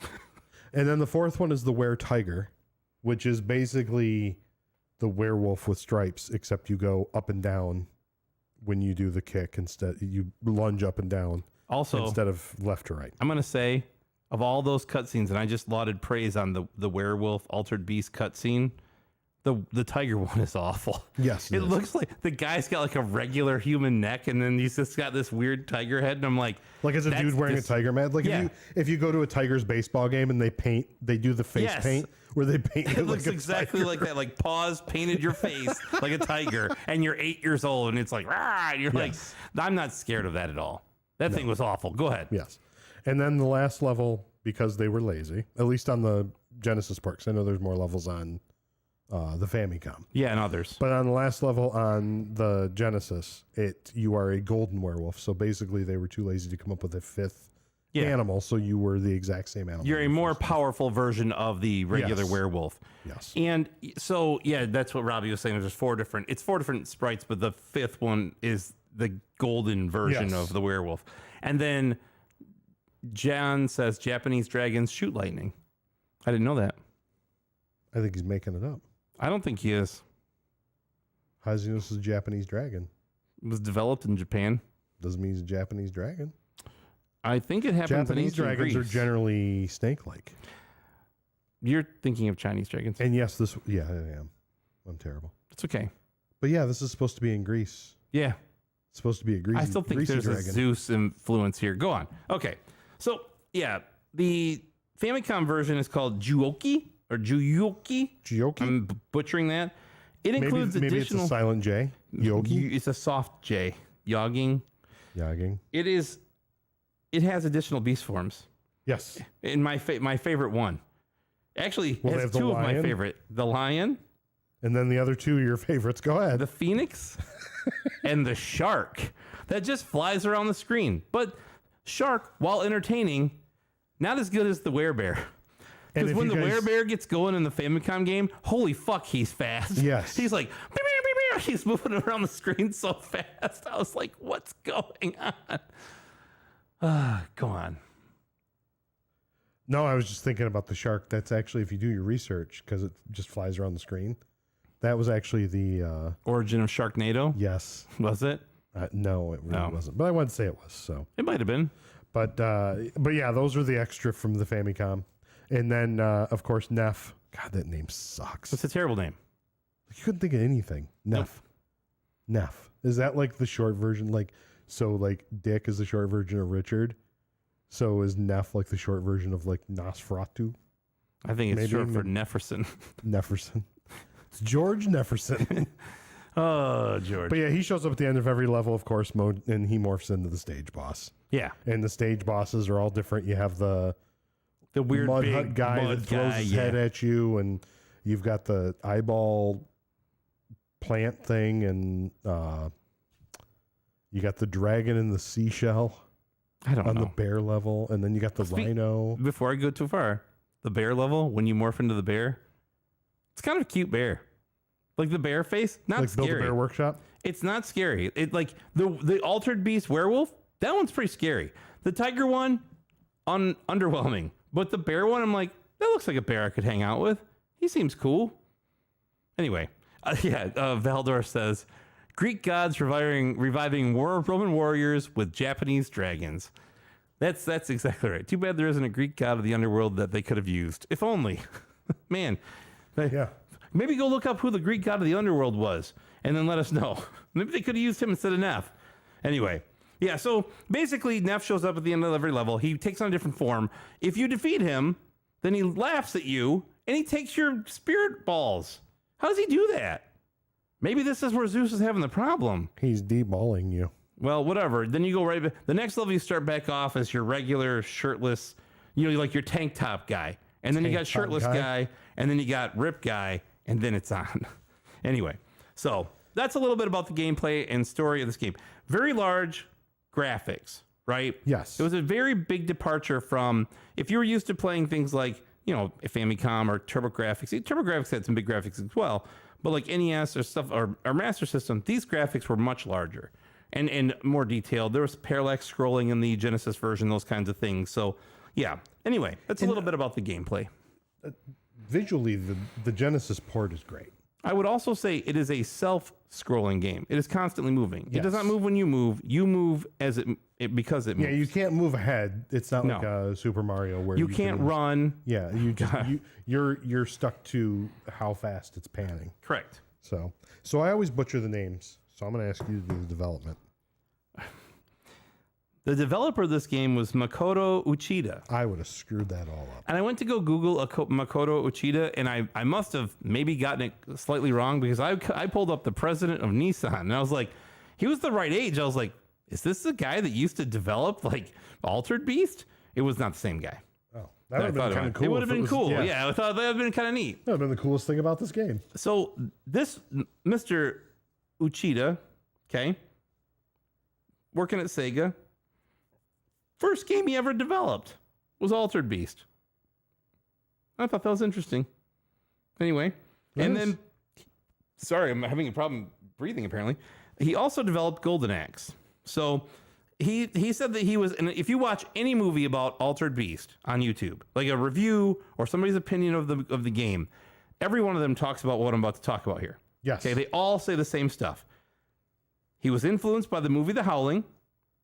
He was also influenced by Michael Jackson's Thriller video, which is pretty cool. and he loved the stop motion animation that was used in movies like Clash of the Titans from the early days. They heard Harry Hamlin. Clash of Titans. What else is it? What's the one with the skeletons? Jason and the Argonauts. Yeah, exactly. With the little bird, the little Cool bird. stuff. Yeah. Owl. Owl. He was a big fan of that. So he went on to become a part of Sega AM1, which was the arcade amusements or whatever, one, and they did things like Wave Runner and House of the Dead.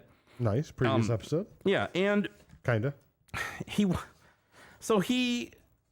wanted to implement pressure sensitive buttons to implement specific desired features. He never really says what those are. Maybe they're like the harder you push, the harder you punch or something. I don't know. And then he felt like they couldn't get it. Like there was some supply chain issue. I don't know, whatever. They wound up not being able to get it. It was too expensive or whatever. And looking back at it in hindsight, probably not a bad thing for the arcade because they did that with Street Fighter 2 and it was a problem. Those buttons suck. Yeah. Okay. Those did not work well. And they're whatever. So he felt like not having those things, not having those pressure sensitive buttons made it difficult to make the game work. It reduced the complexity of the game, right? By not having these quote unquote features, and that players would be quote disinterested after playing it just a few times, unquote. It's pretty accurate. Yeah.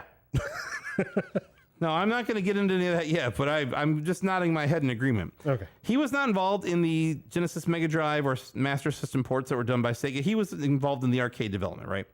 And this game was developed for Sega's System 16 arcade board. If you know anything about that, that was the guts of the Genesis, essentially. Like that was what the Genesis was, or Mega Drive, or whatever you want to call it, was designed around, right? That's it. And it leveraged it was the same system that was leveraged for Alien Syndrome, Fantasy Zone, Shinobi, all those black cart Sega games that got released by Tengen. Tengen was like, let's license Sega games and put them on the Nintendo when we, while we're bootlegging our own games around here. But it had a 7.6 megahertz Motorola 6800 CPU. That is blast processing. That's your blast processing right there, buddy. 7.6 megahertz, 68,000, sorry, Motorola 68,000 CPU. What are we running just to broadcast right now? Oh, I don't know. It's like a Ryzen 5500X. I think it's got 50,000 cores running at 14 gigahertz each or some stupid shit. The fucking video card in that thing has like 100. It's not even close. I could run 1,000 of those things and it wouldn't even sweat. Anyway, all right. Jay, why don't you tell me a little bit about the music and sound of Altered Beast? I can do that. You got some music for me? Maybe? No, but it might be time for you to. Power up. Power up. I'm on the wrong, maybe on the right page. I'm a mess. Damn it, I got another name I'm going to fucking butcher. You suck. I know. So the composer was... Kazuhiko Nagai. Thank you. Nagai. I'll definitely hit this one. Kazuhiko Nagai. Often credited as Nav or Navy. Yes, he was credited in a number of games for sound effects, composing, music, whatever, and that's how he was. Again, the whole late 80s, early 90s, weren't using people's real names kind of thing, and that's how they got The credited. whole pseudonym thing we talked about. Was that in the last episode? Yes. Yeah. So he did work on a number of Sega-developed titles for both the Genesis and the Master System. And typical, the ones that people know. So it fell back, Alien Syndrome, Ghostbusters, Michael Jackson's Moonwalker. How did he compose that? So he was like an assistant for that one, I feel like. He was basically the guy going, just tapping the buttons for Michael. Yeah, I don't think he was the one going.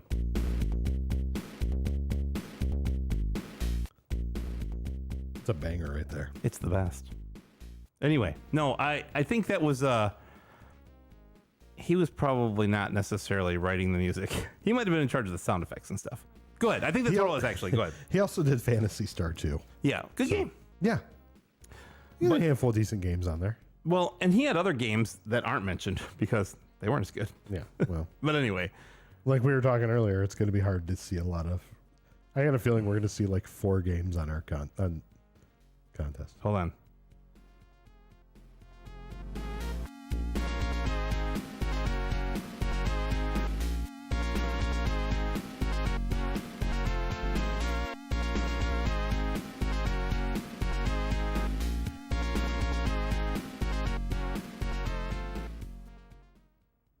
That's awesome. It was awesome. We got to play that. If you got it in the can and it comes up, you got to play it. It does. Well, hell, came up. How long ago did we do that episode? I don't know, 3 months ago. When was Mattio here? It's March. Yeah. Something like that. So February. But it's so good that I think it's going to be a placeholder on the. Mattio's loving it. Yeah, that's right, boy. Let's play that shit. Hit that shit. Let's go. Do it again. I did. Oh, I will. We're live. We can do. You can edit this out.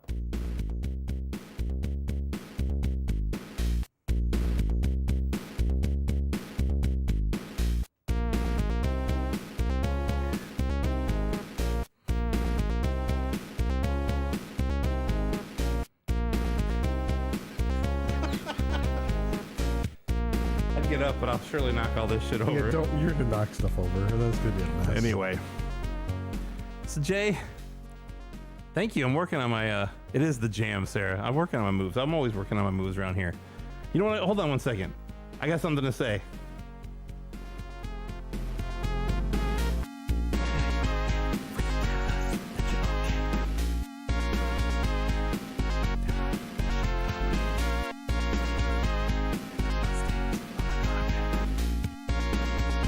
I love the synth, just the. That's the best Michael Jackson song ever, and I don't care what anybody says.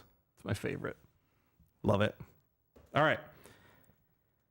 Now back to the boring us talking. Because I play that song and I'm like, well, I could just listen to this all night. Everybody wants to hang out and listen to some fucking MIDI synth fucking Michael Jackson. We'll be like, hell yeah, it's Dance Party USA over here. We could just spend the rest of the episode listening to Lords of Thunder and Michael Jackson's Moonwalker. That'd be fine. Done.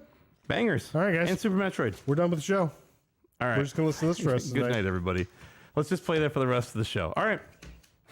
We might get a copyright strike if we play it the whole time. You know, I got to be careful. I did notice going through our videos on Facebook that there's stuff pulled out of them. Yeah, they mute it. Yeah. Because they're like, oh, you don't own that. No, I don't. I never pretended I did. I wonder if they'll mute this out. If they do, fuck them.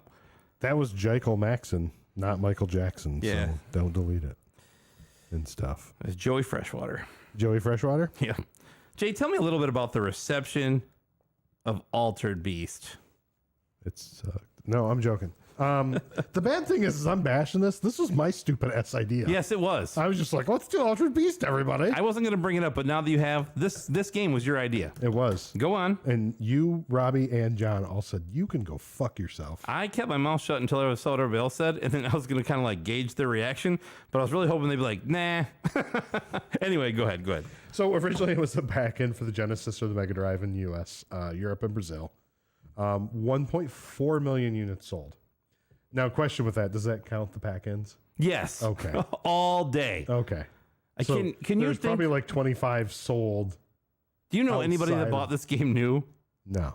Me either. Okay. So apparently it was the 10th best-selling Sega Genesis and Mega Drive game, which doesn't say a lot. That's because they came out with 12 games. Hey, now there's a lot of Genesis games.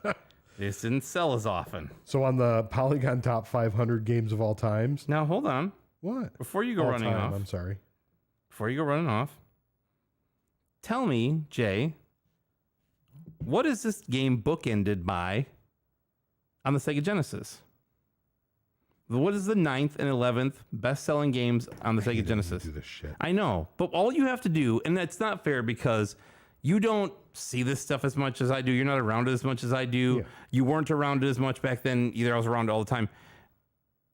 Do you have any kind of guess What Sega games do you feel like? I'll give you what it's not a Sonic game. Neither one of them is a Sonic game. No, unfortunately, even though I think Sonic games are trash, everybody can fight me on that. I'm going to give you all the way down. But I know those will be like the number 1 and 2 and 3. Number 1, Sonic the Hedgehog. Yeah. Number 2, Sonic the Hedgehog 2. Number 3, Disney's Aladdin. Number 4, Sonic the Hedgehog 3 and Sonic and Knuckles. I'm not sure how that hashes out. At least 1.24 million. And okay, whatever. Okay, so 4 million, Sonic the Hedgehog 3 and Knuckles. Sonic and Knuckles. Yeah. Number 5, Mortal Kombat. Oh. Number 6, Streets of Rage. Number 7, NBA Jam. Number 8, Mortal Kombat 2. Number 9. When I think of Genesis, and those games you just named, there is one game that I think of that is always around, that I see all the time, and it is number 9. If anybody can, I'll wait. I'll even wait for chat. Bubsy, no. Madden, no. This is a game that I had a loose copy of this game with me for $5. It's beautiful. Bagged it up, tested it. I took it with me to the show. Didn't sell it. Not Golden Axe. What game did you bring with you? I didn't know you want me to tell you? Everybody ready? Yeah. Street Fighter 2 Special Champion Edition. No shit. Yep. Oh. Okay. Zoop. Yes, it was Zoop. It was Marsupilli or whatever the hell. I wish it was NHL 94. Shit. All right. Number 10, Altered Beast, 1.4 million. Street Fighter 2, 1.665 million allegedly. Number 11, this is it. I'll tell you this. It's a sequel of one of the games I've already mentioned in the top 10 thus far. Oh. You want another hint? I have the ultimate version of the cabinet at my house. Oh, Mortal Kombat 3. It is Mortal Kombat 3. That is correct. But yes, this was the 10th best selling NES game NES game. I have to take that over because we talk about NES a lot. 10th best selling Sega Genesis game, Mega Drive game of all time. 1.4 million units sold. And I'm going to tell you, I'm going to guess 90% of them were probably pack-ins. So, and the best part about that is Crusader of Senti, yes. When I made the comment about them only having like 12. Zoop 2. They only had 12 games. Electric Zoopaloo. How many of those games are actually Sega games or ports? I'd say half of them. It's all the Sonic stuff. And well, yeah, Sonic. Sonic 1, 2, 3 Knuckles. And Gold. I can't think of the name we're doing. Altered Beast. It's right there. Golden Axe. That's 4. That's 4 out of 10. That's almost half. Yeah. So 40% of them. I think Nintendo's numbers are higher. I think that just goes to whatever. Anyway. So 60% of them are Nintendo games. Where did this game rank? There are none. I don't think there are any Nintendo games on the Genesis. Unlike the Genesis games on the Nintendo. Tengen. Imagine going to a store with anything else for sale and walking home with a full price Altered Beast. I can't. God. Okay. All right. I was just seeing if that Genesis. I don't have any Genesis. Okay, yeah. So I didn't know if that would. Jay, Altered Beast included. Tell me, on Polygon's top 500 games of all time, where did this game land? That's where it landed. Not Nowhere. ranked. Not ranked. Times top 50 video games of all time. Not ranked. What was, out of 100, if you're familiar with the Metacritic scoring, what was Metacritic's score for the Xbox Live arcade port of this game out of 100? I can't do the fart noise on that one. No, you can. Yeah, I guess I could. That's a 2. It's 40. That's a 2 out of 5. Yeah. Okay. Now, this I thought was interesting. I'm going to read this because I thought the last game was going to be the polarizing game that we talked about, and everybody liked Zelda 2. Whether they loved it was one thing, but everybody really liked Zelda 2. Okay, it's a good game. Everybody would agree they like it. Not polarizing. This game, polarizing. Magazine. According to this, it's not. So Mega Magazine, everyone. Well, you said you liked it. It's a good game, but it's not as good as the other ones, Mattio. Go listen to the podcast again. Anyway, yeah, 40 is rough for a Metacritic score. That is not good. That is in the red. That is rotten. That is not fresh if you're on the Rotten Tomatoes side. So there was a magazine in the UK. Sega was much bigger in the UK, Genesis. Yes. They were big into microcomputers, and then they didn't skip over Nintendo, but they really did more Sega stuff. It was more popular. So there was a magazine over there called I remember somebody giving Zelda 2 a 3.5. That's still good. The guy's got the thumbs up. He's happy. Anyway, Mega 5s across the board. But Valdor gave it a 3. He gives everything a 3.5. I know, that's the joke. That's the joke. I'll be impressed if he gives this a 3.5. Yeah, we'll see. I do want to know. Yeah, what he interesting. has to say. Interesting to know. There was a magazine in the UK called Mega Magazine. It was about Mega Drive, right? Exclusively about it. And it was like full of the whole 90s too. It came out from like 92 to 95. So 1992, first issue of this magazine. They created a list of the 100 best games for the Genesis or Mega Drive. And I believe at the top of that list was Madden and EA Hockey at the time. This was 92. Those were the two best games they had on the Genesis. Best or worst? The best. Okay. They had a top 100. Okay. And then they had a bottom 10. Oh. On Mega Magazine's worst Mega Drive games of all time, this game ranked number 1. They said this was the worst game. And I'm going to give you their review. And I quote, I'm going to take a quick drink before I do this, because, man. Yeah, you might need to. Go get that Jim Beam over here. They say this. Okay, you really here it is. No. Oh, okay. Mega Magazine's issue number 1, 1992. Quote, "This is it. Not only the most tedious platform beat 'em up imaginable, but the worst Sega Mega Drive game of the lot. The only words which can truly describe the pits to which standards were dropped when Sega barged out Altered Beast haven't yet been invented. If John Madden's football is Kim Basinger, then Altered Beast is a crocodile. Work out the rest of the analogy for yourself." Not a fan. No. They were not a fan. Well, they ranked number 1. They did not care for it. I guess it's the best. If it's the best, be worst, or what is it? It's going to be the worst of something. You know, Yeah. if you're going to be the worst, be the worst. Yep. All right. So About that brings time. us. That brings us to that guy sucks. That's Robbie. Stupid ass analogy. Who? That was kind of a stupid. It was. It analogy. was a bad analogy. Oh yeah, well, Kim Basinger, you're a crocodile. What? Got him. Maybe it's a handsome He's crocodile. probably the same dickhead that came up with the name Neff. Maybe he's mad at the world and wanted it to suck. Hades. That's his fucking name. Hades. Yeah. If only there were. And you came up with Neff. If only there was a ruler of the underworld in ancient Greece. If only. Anyway. Okay. It's time for everybody's favorite segment. This. It's the part where I mute your microphone. That's not true. It's not everybody's favorite. That's my favorite. It's time for the LGM game ratings.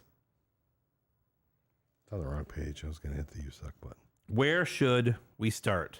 You want to go down the list? We did. I will say this. Talking about the LGM game ratings. Yeah. We will sit down with our friend Sashimi Z. Okay? He's been quite aloof. Yeah. All right? And we said, listen, do you want to be a part of the show or not? And he kind of came at us with this, hey, I don't get to do a review when you have people on. Seems like you have people on all the time. So I can't just be at your beck and call. And he was kind of being him. He was just being him. Yeah. But he did acquiesce and say he does want to do the reviews. And you have this talk by yourself because I don't like him. I know. He knows he knows I don't like him, and he doesn't like me. So we got him to write a review for Altered Beast. Yeah.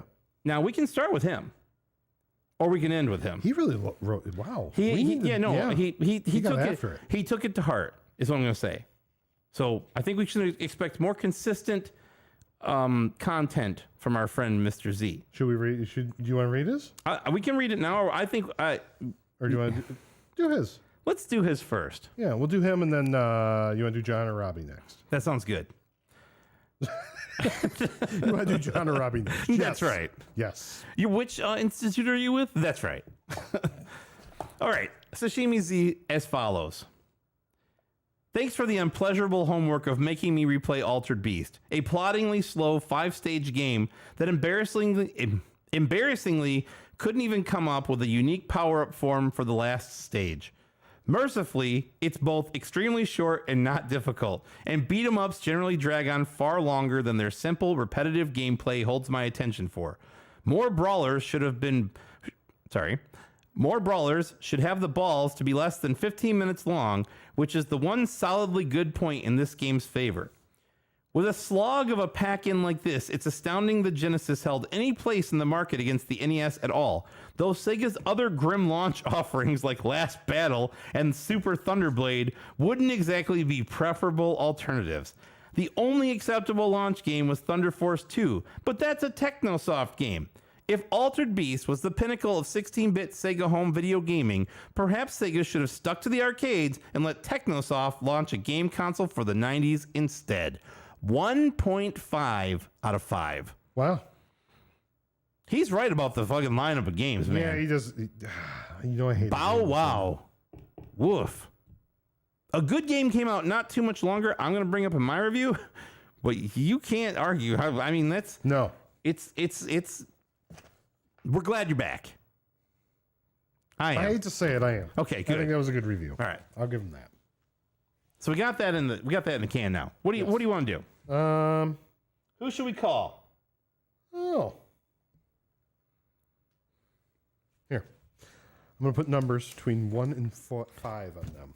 This will get edited. And you pick them. What about between the two people? Yeah. Why don't we just flip a coin? You got a coin? Yes. Oh, well, fuck. Robbie's heads. John is tails. No, John's heads. John's heads? No, John's tails. You can't even pick which one is which. All right. You want me to flip or you want to flip? Just flip. Does it have to land on the table or does it Just matter? throw it on the table. Heads is? Heads is Robbie. I'm not saying who it is. We're just making the call. You got it booted? I'm ready. I guess John and... Just flip a coin, fucker. I did. That's what Robbie said.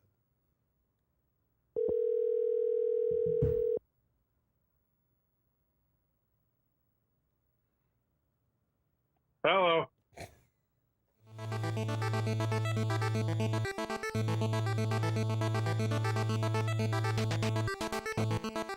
And if you haven't figured it out yet,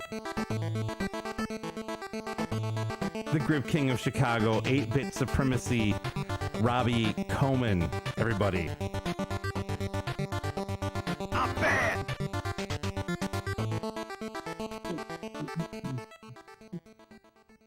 Mr. Coleman, how are you? I'm doing all right. It was heads. I gathered that.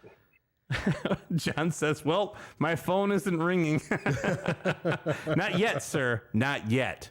Anyway, funny story before we get into it. And now that I've played that music twice, I'm so underwhelmed by the fact that I brought that Bad Dudes cabinet home and the music is so quiet and there's nothing you can do about it because we play it so loud and I love it so much on this show. And I go home, I'm like playing the game, I'm like, all right, let's go. And I hear the theme song. Yeah, we bitched about it the whole time we played and you it. couldn't, Like, you can't hear it. You can't hear it. It sucks. It does. It's just like a sound mix issue, though. It's not like the potentiometer is on, like... Nope. There's Yeah, nothing you can do about it. You turn it all up or you turn it all down. So anyway, sir, how are you? I'm all right, man. Good. I made a pickup in person for the first time in a long time for NES stuff today. Ooh. Well, Yeah, I heard you sold something too. I got the Mr. Dreams Punch-Out CIB from a local game store. That's the Rob Gronkowski Punch-Out? Just the vanilla one without Tyson, yeah. But, I mean, that's one I had growing up, unfortunately, so I'm nostalgic for it. Nothing wrong with that. I have that one. I have both CIB now that I think about it. Because I was like, I don't have a Tyson one, but I'm like, yeah, I do. Go ahead. Sorry. The reason I picked it up is because I was going to go meet this guy to sell a NES console and 2 cartridges on Facebook Marketplace, and he was like dragging ass, so I just stopped at the store and bought a... So you spent I spent half the money that you made. Yeah. That's how this hobby works. Spent the money. Yeah. That's good. Spent the money. But whatever. I mean, I sold an NES and like the Mario Duck Hunt game and Magic Johnson cart for $100. So that's a fleecing, by the way. An NES, a horrible yellow NES with Yes and no, because the rest of the night, this dude was texting me how to work an NES, and it's been like killing me. I'm basically becoming his customer service rep because I'm too nice to just tell him to fuck off. You know, like put the card in and hit the power button. I don't want to think I sold him some bullshit. I did test it, but like He's like, how do you do? It's not working, bro. I'm like, oh, you got to like press it down and nudge it. I'm like, ugh, like I'm just going to stop selling these in person because people don't know how to use them anymore. Pro tip with those things. Yeah. Get a can of Deoxit. Okay. Clean it. Yeah. Like clean it with a cartridge cleaner, right? And use alcohol, and then hit it with Deoxit. It'll fix 90. It's a godsend when it comes to that stuff. And then if you're really feeling like, okay, I really want to grab a cartridge and like throw some Deoxit on it and do it and then clean it. It's all mineral spirits, so it doesn't even have to dry. Like Deoxit's the same stuff. You know, you use it in like guitar amps and guitars and stuff like that. It just gets rid of the corrosion and dirt and crap in there, and it's excellent. So that's always my pro tip. In fact, I revived a Super Mario Brothers 3 cart that was literally in the trash at a Media Reload one day. I said, I'm going to take this home, and it needed a super cleaning, and Deoxit or like a little abrasive pin every once in a while on the pins of something will do it. But yeah, that's a $10 can of Deoxit will make your life a lot easier if you're going to sell used NESs. I will try that. We use it all the time at the arcade. Like I'm just like, whatever. Yeah. But like I never thought to use it on an NES, so I'll try that again. Yeah, don't use too much of it. Just use itty bit, and then like I said, it's all mineral spirits, so it's non-conductive. It's not gonna. You can use it while it's on. Like you could literally do it while it's on. It's not gonna hurt anything. Tyler says, I'm always shocked when I sell a game and the buyer actually plays it. Let me tell you, I was shocked when that guy loaded up Little Samson right in front of me, and I was very happy it worked. Anyway, I mean, to begin with, I had a bundle with like Castlevania and all these other games in it, and the guy said, I only want 2 games out of this bundle because he cut me a cheaper price. And I said, what 2 games? He said, Mario and the basketball game. I was like, oh, so you want Magic Johnson's Fast Break? Instead of not first print Castlevania with the overlap on the label and the big Castlevania on the end, right? And you're like, okay, dude, sure, no problem. Yeah. Deal. I was like, sure, where do we meet? And then, anyway. That was today. Other than that, I haven't been really picking up anything lately. I got a Batman Returns for Sega CD in the mail. Okay. I haven't played it yet. I got Teddy Boy for the Sega Master System in the mail as well. These are both eBay buys. Oh. That's about it. I have really not been collecting much in general because as we've discussed many times, the prices are disheartening. But, I got a little wild hair up my ass today and bought the Punch-Out for... because it was right in front of my face, and I was like, I don't have this. It's nice shape. I'll buy it. How do I not have this? I'm buying it. What was it, $40? It was, actually, it was like 50, but I had like a pile of like Wii shovelware in my van, like Just Dance 2, 3, 4, etc. And I like slapped on the counter and knocked off $17 from that fucker. So. All the best Just Dances. Yep. That was my day, and I guess collecting update. I even though you didn't ask that, but whatever. No, always. That's what we're here for. Yeah, it's cool. Good. So have you ever played Altered Beast? Yeah. Let me ask you this: Have you ever heard of the Super Famicom? No, we're not talking about that. Go ahead. I'm joking. I'm actually like kind of shocked at all the hate on Altered Beast from this episode. I had no idea that it was polarizing or people thought like negatively of it like in this much. I just like every person I've ever talked to growing up, or if you mention it, like they're like, fuck yeah, Altered Beast, and then it's like the end of the conversation obviously, but like they just remember it, and then they remember like what it is, what it would do as a game, but I don't think they actually remembered playing it, because if they played it again they'd be like, well, correct. Conceptually speaking, it's cool all around. It's good in my opinion. I like it. I'm gonna be the apologist here. I'm not gonna give it a fucking rave review, but like I like the game. I'm nostalgic for it. It's one of 2 games growing up that I saw for the very first time being played on a Sega Genesis that was like blew my mind. Where I was like, holy shit, these sprites are big, parallax, graphics are huge. I was so used to just playing NES with itty bitty sprites and all this forever, and then I see that and I'm like, I need this system. Like it was like one of the selling points for me. I thought that game was cool. I mean, Golden Axe 2, like that whole era of like late 80s arcade games that got ported to the Genesis, I'm just still in love with to this day. The Space Harriers, Outrun, fucking Afterburner, Super Thunderblade, all that stuff. Love it all. I put Altered Beast in the same camp. It's an acquired taste, but like it does what it does well enough to keep me entertained. I mean, I played through the whole game this past week. I like finally buckled down and played to the end, only to realize it's like a 10-minute playthrough once you actually figure it out. We always have a video running in the background of like, long plays and this and that. And usually it's like I find a couple long plays and then I find a couple of other things and sprinkle them in, and it's long enough to cover the amount of time that we'll be live streaming. Not this one. Every long play of this game is like 15 to 20 minutes at most. I'm like, so now I got to find 10 of these things. So anyway, it was pretty funny, but yeah, that's true. So I don't know if I mentioned Space Harrier in that same camp of 80s arcade games. Space Harrier is my favorite Sega arcade game, for the record. Nobody asked, but I'm just going to state that. But when I was if you post that in, if you DM us that in the Instagram page, you can. Oh, great! Then you can send me Super Famicom games I don't want. Heck yeah! You're gonna get them anyway, sucker. Sorry. So, as I was playing Altered Beast the other day, every time you die, they directly lift the same dying sound from Space Harrier and use it for Altered Beast.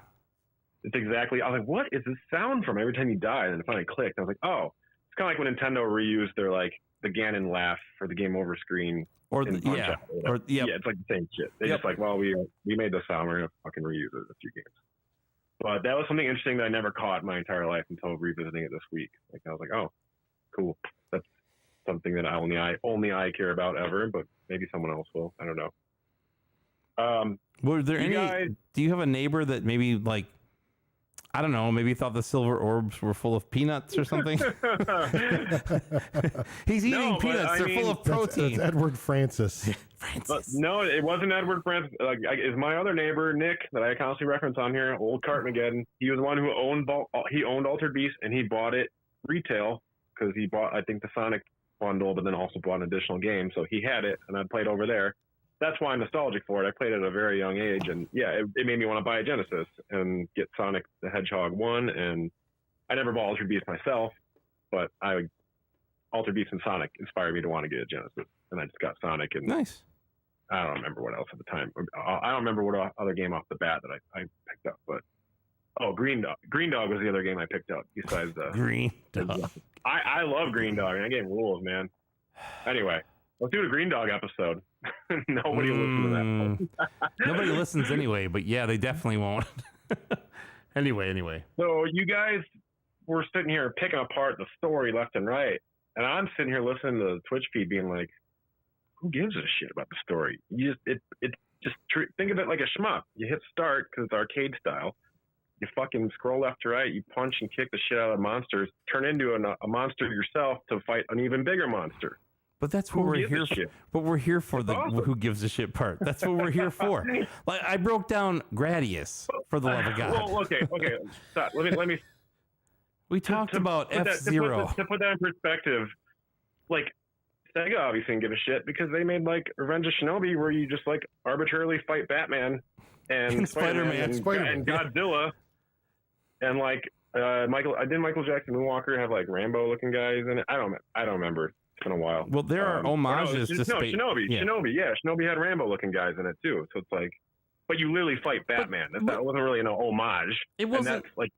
It wasn't but a few years prior to this that everybody made their own clones of video games either. So it's like, that's not too surprising in the late 80s, right? You can't get away with it now, but back then that wasn't too far-fetched. Well, that's what's going to bring my point. Like, yeah, that stuff happened in Revenge Shinobi, and no one questioned it because that game's phenomenal. They're like, yeah, it's kind of like a good 80s movie that just makes no sense. You're like, I don't care. I'm just rolling the punches because this is highly entertaining.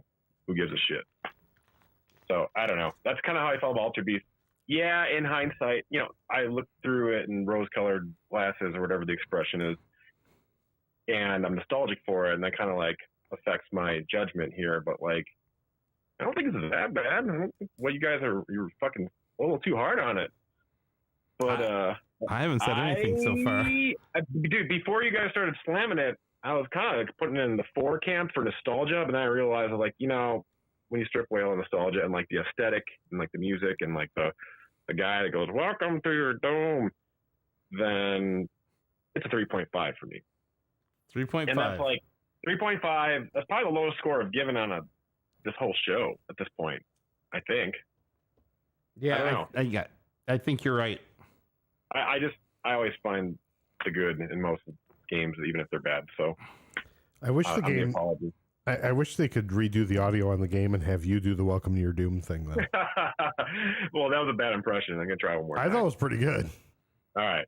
I just kind of did like a Popeye mouth if you were like watching me do it. Like, Here, I want to try to do one. To your thumb. Do it again. I'm sorry. You're just gonna record it and then hold it against me later. No. I talked over you. I didn't mean to. Let me do another take with like a little gritty. Welcome to your doom. That was pretty good. That's actually good. I'm gonna do mine. Trying. You want to hear mine? Yeah. Welcome to your doom. That was pretty good, Thanks. man. That was good. I've been working on it all day. You were practicing, man. Jay, press the yellow button again. I want to do it You again. want to, Robbie? You want to hear mine? I'll do one too. Here's mine. All right. Welcome to your doom. No, Jay sounds like Sure, this. that wasn't Mike. That was 'Cause me. Sounds a lot like Mike. That you got a good I'm ear. sorry. That wasn't the one I was going for. Let me try this one. Clear my throat. Here we go. Yeah, how about this one? Power up. Yo, yeah. So you're that guy, and Mike is Neff. I am. Yep. I'm the power up guy. Old Neff. I don't wanna be Michael Neff. Pitt. Michael Neff. Nesmith. I'm in the monkeys, except for I'm an evil underlord of ancient Greece, apparently. I don't know. 3.5. But, yeah, 3.5. But yeah, in terms of all the lore and all that crap, like I've never even cared to explore it because it's a game you just power on, power up, and press start and go, and then Yeah. that's it. I get Pretty it. mindless. I It's get it. mindless. It's like a shmup to me. It's like you just, Yep. but it's a very slow shmup. The scrolls extremely slow, and you just kind of punched it and kicked the shit out of everything. You kick those I don't one know. guys in the balls, and they're all like, "Oh, not the balls!" And then you kick the white wolves with the two heads. You get the power. I kind of do like the mechanic of like them forcing you to collect all three orbs. Otherwise, the stage keeps cycling. You like, when you finally get to, now I know his name, Neff, and if you don't have all three orbs, he's like, nah, he just walks away, and you gotta He like shoots a cycle little the level electricity again. at you, and then he runs. I think Yeah. that the third time he'll kill you though, or you got to fight him. Oh, really? Yes, if you do it 3 times, you have to fight him. We're gonna have to try that after the show. I'm pretty sure that's Wait. right. You have to fight him like in his form. Well, as you see fight. him? I don't know. You fight the boss enemy thing. I don't think you can just keep circling through and not fight him. Oh, I then they think make you fight the boss, like even if you're not when you're not powered up. no, he just takes his robe off, has a loincloth, tries to Roman Greco wrestle you. Yeah. He's just a flasher. You're gonna get neffed. Oh god. Neff the pervert. So also, I know that they just like got lazy and cycled to the werewolf guy for the final stage, but I kind of feel like he's like the main protagonist form. Well, yeah, he's I the guess- box art guy. He's on everything. Yeah, the box art. He's the box art guy. So they wanted to like finish on that note, but like I didn't. Honestly, when I was playing the other day, I didn't even realize they like made him golden or something. I was like, oh, they just did the wolf again. Well, if it is right there. Actually, if you're watching the stream, there is the golden. He is golden. But I'm not That's the watching. tiger. That's the tiger. Oh well, he's horrible. The tiger's horrible. Man, I just. All right, 3.5. Get it. Well, yeah. What are you gonna say? Well, come on, Nothing. just say Nothing. it, man. Nope. Just say it. I'm gonna give my review when it's time to give my review. I'll give it. Okay, all right. It's like you want to bite your tongue here. That's I'm fine, but- I'm trying to reserve my opinion. I'm listening to everybody, and I'm trying to. You can segue into your review with me sitting here, so I can argue against it. But like, Of course, Go ahead. Valdor says your 3.5 is a solid score. Well played, sir. Well played. He would. He's waiting for that moment. He was just Finally, like, Robbie does a 3.5. Somebody chose 3.5. Thank God we did it. It all came together. That's about it. I hung out with Matteo again yesterday. He drove down to Chicago. I saw that. You guys could come up made here him, and play video games. I made him play MK2 with me, and he was like, I hate this. This is awful. He was like complaining throughout the whole time. I was trying to show him move inputs. He's like, I don't care. I don't. He's like, okay, that's cool, but I'm not gonna remember that one. I'm not gonna. Whatever. That was fun, I guess. That was like his commentary. I was like, come on, man, one more. He's like, no, I'm good. The lowest score you've given any game, by the way, Dragon Warrior. Did I do Dragon Warrior? We did Yeah, Dragon Warrior? you did a 2.0 on Dragon Warrior. Wow. That's because I don't play RPGs and I hate them. Yes, that's fair. So anyway, That's but like- yes, I'm discredited on reviewing RPGs. No one should take my opinion seriously on that because I'm like a guy who just across the board kind of hates them all. But we should take your opinion on Japanese dating simulators. Yes. Okay, good. Oh, the Famicom Altered Beast looks cool because they added 3 extra levels. I'm sure John's going to talk about all that. I shouldn't even fucking open my mouth about it because he's probably just itching to talk about Famicom Altered Beast. But I was intrigued because I was like, oh, the Sega Master System port is complete dog shit. I've owned it at one point and I've sold it because the frame rate is abysmal. So I'm like, I don't want to even deal with this. I'll just play the Genesis one. I mean, it's already a mediocre game and they made it worse with this abysmal frame rate. It's like unplayable. Sold that game. Yes. But I'm like, John made me realize there's a Famicom port. And I'm like, that's interesting. How would this play out? I watched some YouTube footage of it today and I was like, oh, they added like 3 extra levels and some more bosses. I'm like, this is cool. So I might want to pick that up or just lazily have John find one for me and mail it to me. I'm going to say this. Juoki, or the whatever it is, the Famicom port, not cheap. That is not a cheap Famicom game. Oh, that's a $40 to $50 loose game, I think. And that's high for really?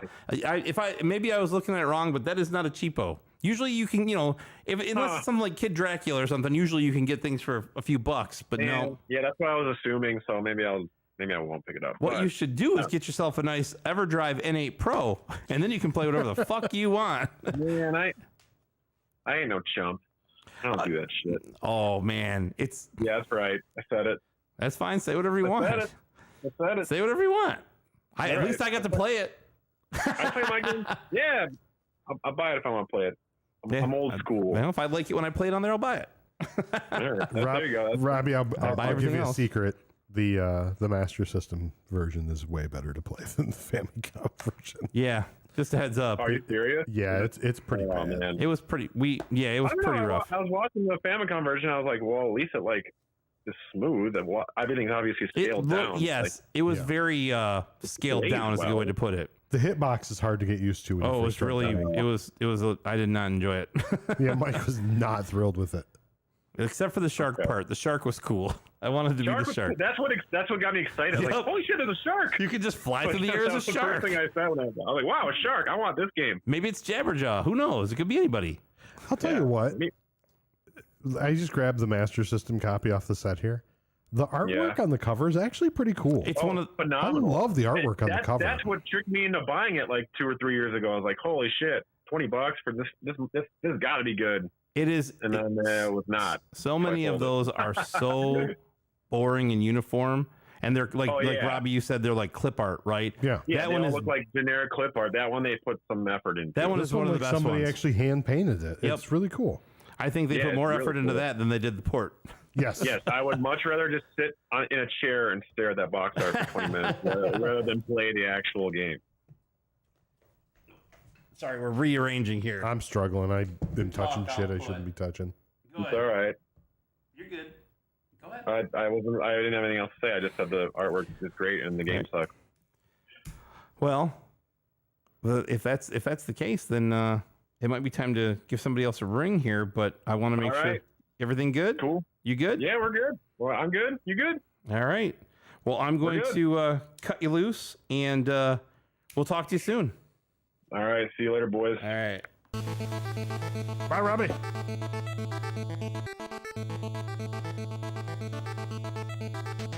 That was the voice of Robert J. Coleman, 8-Bit Supremacy on Instagram. I'm bad.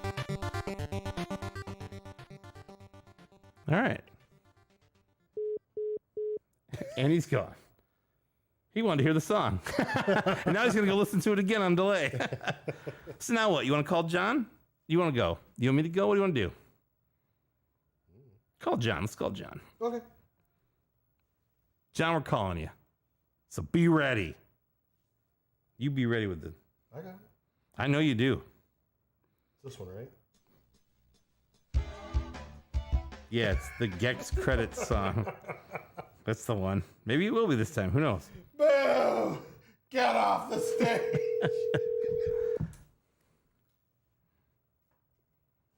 Ahoy.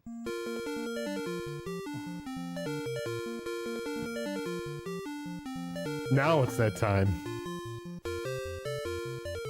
for the barbecue, the myth, the legend, Mr. Family Box himself. Retro game enthusiast, John Young, everybody.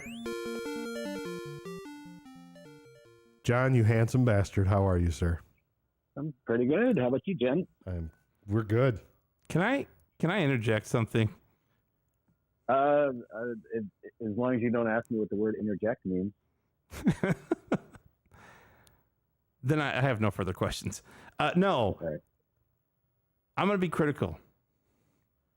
I know he doesn't like barbecue. I'm well aware. I just like throwing it in there. 'Cause it's You call him barbecue. First of all, you call him barbecue.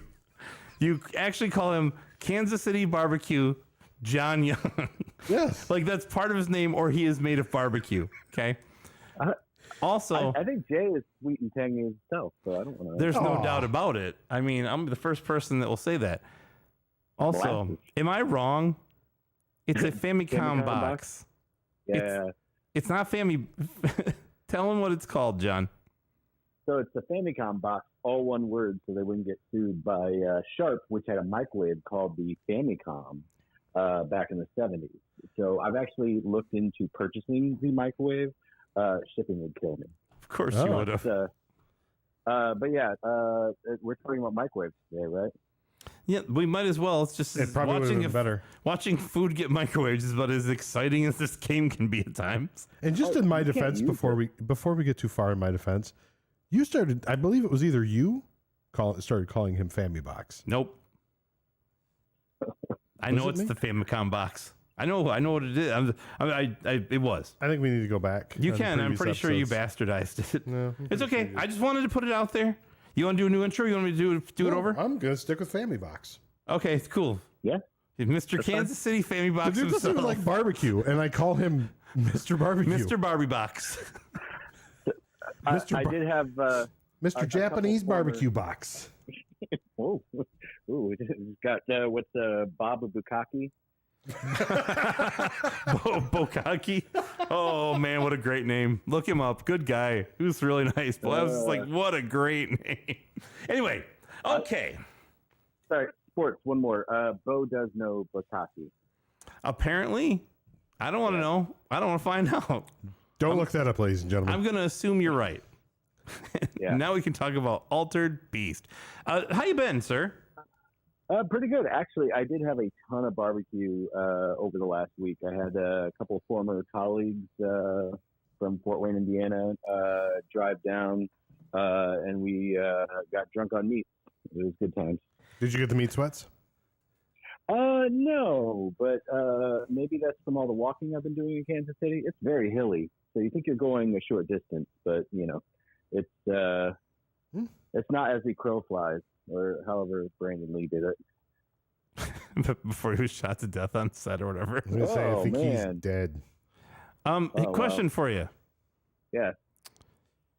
Would you eat the moon if it was made of ribs? I know I would. That's what we call a wedge question, which is where you cut a salad in four and put blue cheese on top. I see. Oh, thank you. So Altered Beast. You ever heard of it? What did I pick? Yeah, tell us I what thought you- we were trying to avoid that title. Yeah, kind of. Everybody's going to get super excited about this pickup. I got Wario Woods for the Famicom. As everybody knows, I already had a copy, but this one actually has a As everybody sample. knows. Yeah. I love your sense of humor, man. As everybody knows, I have a copy. But Yeah. I wanted to talk a little bit about the new one I bought. Go ahead. Yeah, no, the second copy, because your first copy is for displaying, your second copy is for enjoying. I buy one to display, one to play with, and one just in case. Well, Why? Robbie loves it when you talk about posting for the gram. So I didn't get this one to post on the gram. This one's just for me. The gram. No, yeah, it's got a sticker on the front that means it's a sample. And the sticker, although I'm not sure if the dates line up, is actually from September of '93, which is like a whole 7 months before it came out in Japan. So that's pretty exciting. I'm just avoiding Ultra Beast. And then I got like another 200 and some Famicom games that got delivered. And then I have 50 more copies of Super Mario Brothers 3. That's a little bit for that default gen in the chat. I know he's excited about that. I'm gonna Yes. pop open some more Mario. Is he still on? He Mario might be in bed. The Great Archaeology He's like 900. Project. No, man, that man stays up all night. Yeah. Yeah, he's up at 5 a.m. recording their show usually. So, Ugh. ooh, sticker. Back in the day when NES games were cheap, there was a style of collecting where people would try to get 10,000 of anything, similar to what was it CWR2? Yeah, Chris doing with So he rated our show, by the way. He went out and actually rated us on iTunes 5 stars. Can you say that you've done that? I can say that I've done it. I can say anything. Thank you, Chris, by the way. Go on. Yeah, thanks, Chris. No. So I think I might be. I'm not saying I'm going for 10,000 copies of Super Mario Brothers 1, but I could buy one $10,000 sealed copy, or I could have 10,000 lizards. 10,000 copies. If you're going to quote The Simpsons, I'm quoting Futurama. I sure could go for 10,000 copies of Super Mario Brothers on Famicom right now. Yeah. I mean, it's not a bad idea. So I got those. I got a bunch more. I got an extra copy of Godzilla King of Monsters for the Famicom, not the Super Famicom one, but the Monster of Monsters. I'm familiar with what it looks like and how much it costs. Well, do you need a loose copy? Because I got an extra one. I'm not sure if Robbie wants it. No, but no, I don't need a loose one. Oh, okay. No. For the Famicom, not Super Famicom. Correct. Okay. Kyle might want one, but I know I might have glossed over something in my purchases. Oh, all right. Nice. Yeah. Okay. Anyway, so Tyler says he's in bed, by the way. Okay. Well, So we got Tyler and Matteo both in bed, separate states. let's paint a picture. So Tyler's in bed. He's under the blankets, both hands on top of the thing, curled over just right. He's got one of those old man nightcaps on, not for booze, but just like the little sleepy guy. And he's blowing a little piss ball up in the air, the old cartoon snoozy, similar to Super Mario in Mario Brothers 2. Correct. Yeah. That's how I envision it myself as well. So yeah, I'm avoiding it. Altered Beast. So here's what I can say about this game. Like at the time, it was very much a game of the time, and I do remember going to arcades and thinking, man, if I could just get a game like these at home to play, that I don't have to put like a quarter in every time, it would be amazing. And that's what they did with Altered Beast, right? For the Sega Genesis, where it was like it was take the arcade home with you. And it was very much like of the time, similar to Green Day's American Idiot or, those albums where it's like, no, we want you to like listen to this in this time and it's not going to be great maybe 20 years later. I don't know about Green Day's American Idiot, but, so it had the voice, it had the cool transitions, it had the giant sprites, it had the demonical looking monsters. It just, the hitboxes were off. The screen seems small. It's almost like playing a Game Gear game on your, TV. So you guys love Kung Fu for its replayability. I feel like this has a bit of that. It just is a little bit off. And because of that poor hit detection, like it doesn't flow like, when you got the grabbers on you. So, the Sega Genesis, I want to say it made a lot of sense at the time. And I do think that there is that nostalgia for just like the badass art. And honestly, it was like our first game into adulthood because there weren't that many, like he had Castlevania, sure. But like this was like, I'm an adult person buying like some Iron Maiden like cover art, and I'm going to play it. This isn't a little baby Nintendo toy. This is Sega Genesis. It has 16 bits. Not like your toy Tonka truck bullshit over there. Yeah. I love black and scary. Exactly. It comes in black wireframe box with a scary wolf dude on the front. He's not like, sending you on some sort of like spirit dream. Yeah, it was like growing into adulthood, I think. With the Genesis port, that makes sense too, because it was done really well from the arcade. Sorry, Right. it just made me think was. of just talking about that because we were kind of beating up on it earlier. And that's so the hit detection being poor and the fact that it was so much gimmicky for the time, like I feel like that's why it doesn't hold up as well. Because when I was playing it, it just like I didn't want to have to like learn the patterns again and like understand how to play it. Now, the Famicom port. Yeah, let's get into that because I played that. Jay and I played that as well. At your suggestion, I spent time doing that. Now, what is this EverDrive Janky N8 thing you got? Because it sounds like that might be your problem. Oh, it might be. You know what? I was playing a bootleg version of the game, and surely, because I wasn't playing the actual, $50 cartridge, that's probably why my experience was so lackluster. Like, if you don't use genuine HP toner, you're not going to get a good printout. Exactly. I mean, come on. Go the ahead. yellows are going to suck. You just can't get good yellows. They already suck. And then it's probably fine. I am playing on my analog NT, so maybe. Was that Judgment or was that some sort of Judgment? That was Judgment. I was gripping my pearls. I was clutching my pearls as you said that. Okay, I get that. So maybe my NT was being a little more favorable, so I guess I could play it on some original Famicom hardware. But no, it was kind of cool. Now, also bad hit detection, but the graphics were kind of cool. I did like the music, honestly, both. Like the Genesis version and the Famicom version, pretty solid. Man, you've not lived until you've altered yourself into a beast shark. So I'm actually watching the gameplay on this right now while we're talking about it. The one thing that made no sense to me is you're clearly in the ocean. There's like King Neptune looking guys coming at you and squids and other hammerhead sharks.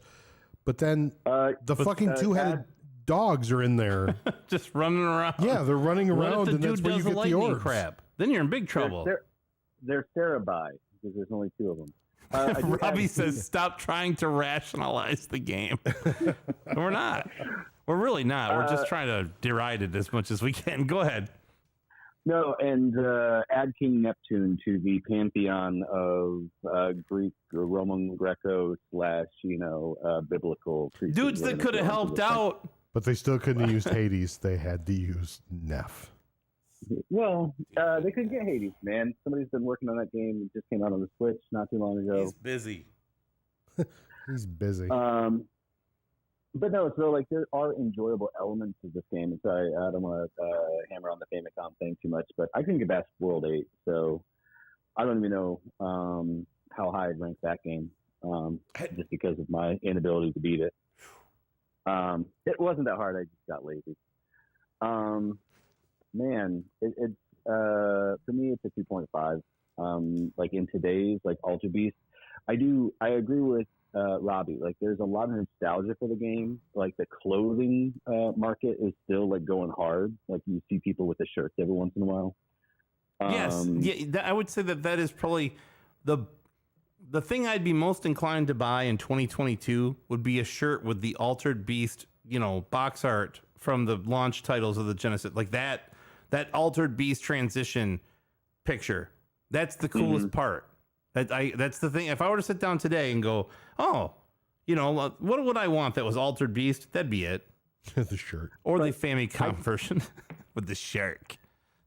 So it is a 2.5 for me, but I do have to say there's something great about things that are of a time and that you experience and other people can't experience. That's that whole like what's the fishing rod handheld game that everybody got recently? Let's Play, is that what it's called? Sure. It's got the little crank on the side of it. It's like 6 independent games, and then the thing that's I know what you're talking about. I don't know what it's called, but I know what you're talking about. It's powered by the crank. It has the thing. Well, it's not powered by. It's not. Yeah, no. It's a gameplay mechanic. The crank is a gameplay mechanic. Yes, I don't remember what it's called. There's something to be said about living in that moment that you can't recreate it, and that other people can only hear about the experience. Was it a great experience? I don't know. Was it the best experience we had at the time? Sure. I mean, how long was Sega Genesis around before Super Nintendo? 2 years? Yeah, 2. Was it 91? Yeah, I think that's right. Yeah. Yeah. So NES was eating its lunch. I mean, like, think about the other games that came out at the same time. There's far better beat 'em ups on an 8-bit system. You're speaking my language. Go on. All right. So, yeah, I think that's pretty much all I can about it. Like, for me, like, it's a game that, like, for nostalgia, it's 100% worth playing if you get the right dudes in a room and you play through it. Like, you can relive your, 90s childhood or late 80s childhood. But if I made, like, my niece and nephew play it, and they'd be like, "Why are you making me do this? Do you hate us?" I want to play good games. What is wrong? Exactly. No, this is Fortnite, my childhood, whatever. What a terrible childhood, they'd say. Anyway. Yeah, no, yeah. Right. Anyway, you're getting me off the phone. I got it. Yeah. Just to finish that up, my niece is like 23 or something like now. So I mean, I'm talking about her as if she's like 10 years old at this point. I don't think she plays Fortnite. I don't either. So what else you guys? Hey Jay, you want to talk about anything? What's going on? I'm actually watching. I'm sorry, I was actually He's watching. too busy, like, not paying attention and watching gameplay of the I'm game that listening he to should John have studied talk, and I'm before. watching the Famicom one because I He's didn't watching watch it all now of it. while we're live instead of doing any research prior. I did research prior. I played it on. I know, I'm kidding. You were on a plane too. I was just being a jerk. Wow, you're pretty good at that. I know. Lots of practice. Yeah, clearly. Anyway. Sorry, you didn't talk about. There are codes for this. So if you want to shake it up a little bit, you can have like I think switch the beasts around on the level. You can, and also if the game is not short enough for you, you can go right to the last level if you're interested. And you can actually give what is on the Genesis port. You can give yourself your health bar's 3. You can change the little pods. You can make it up to 5. The difficulty can go to hardest. Yeah, all that stuff. Yes. Well, I don't think so. A lot of times for Famicom in general, like the codes that work in the U.S. don't work for Famicom. I don't know if that's the same, obviously, between a Genesis, Sega Genesis game and a Famicom port. I'm not even sure if the Sega Master System one does. I did play a bit of that, and I had to put it down. That was so bad. If this was a Sega Master System port, I would have given it a 1.5. Yeah. That is a terrible, terrible port. I agree. I was gonna say watching it again after we played the Famicom one on the EverDrive. I think I have to recant that. I do think the Master System might be worse than the Famicom. Oh, version. it's significantly. There's a ton of flicker. The hit detection's worse. The graphics aren't as good. Now you get to that second level in the Famicom one, you got all those fancy green Van Gogh trees. Yeah, it's not as bad. It's not even nearly as bad. So it's just hard because the game has the best cover. Yeah. But you can't judge a game by its cover. Okay. What about a book or a person? Touche, John. Touche. Oh, 100%. We do that all the time. If you see something, say something. Anyway. All right. 2.5 it is. You say 2.5 or 3.5? He said John? 2.5. No, yeah. No, 2.5. Wow, I actually started guessing everybody's scores. I haven't announced it. I put down that you'd probably give it a 2.5, and you gave it a 2.5. Right. Look at me. Yeah. What do you got down there for me? You're going to change it now. I'm not. I already know what I'm going to give it. You son of a bitch. I already know. Nope, I know. Nothing's changing that. Not looking at your paper, at your bit of paper there. Well, I'm going to pull a mic. It's time for you guys to go. Well, with that. Thanks, John. All right. Pleasure. Later, guys. See ya. Retro game enthusiast John Young. Made of barbecue, everybody. It's made of barbecue. Kansas City barbecue. Yes, Kansas City. KC Masterpiece. That's his new nickname, That's a Casey good- Masterpiece. That's way better than everything else we've ever said about him. He is a KC masterpiece, no doubt about it. Mag Barbecue Max. Valdor, I guess the same, 3.5, and I guess I didn't announce it. What did you guess for me? What did you guess for Robbie? What did you guess Robbie's score would be? 3.5. That's what he said. Yeah. Wow. I guess Valdor's was going to be 3.5. Mag Barbecue Max. I think Casey Magsterpiece. Casey Magsterpiece. All right, Jay. We're It's going down to to flip a me coin. and you. Let's flip a coin. Flip a coin. All right. What are you taking, heads or tails? You take. You call. I'll flip. Heads. I'll take heads. If it's me, it's heads.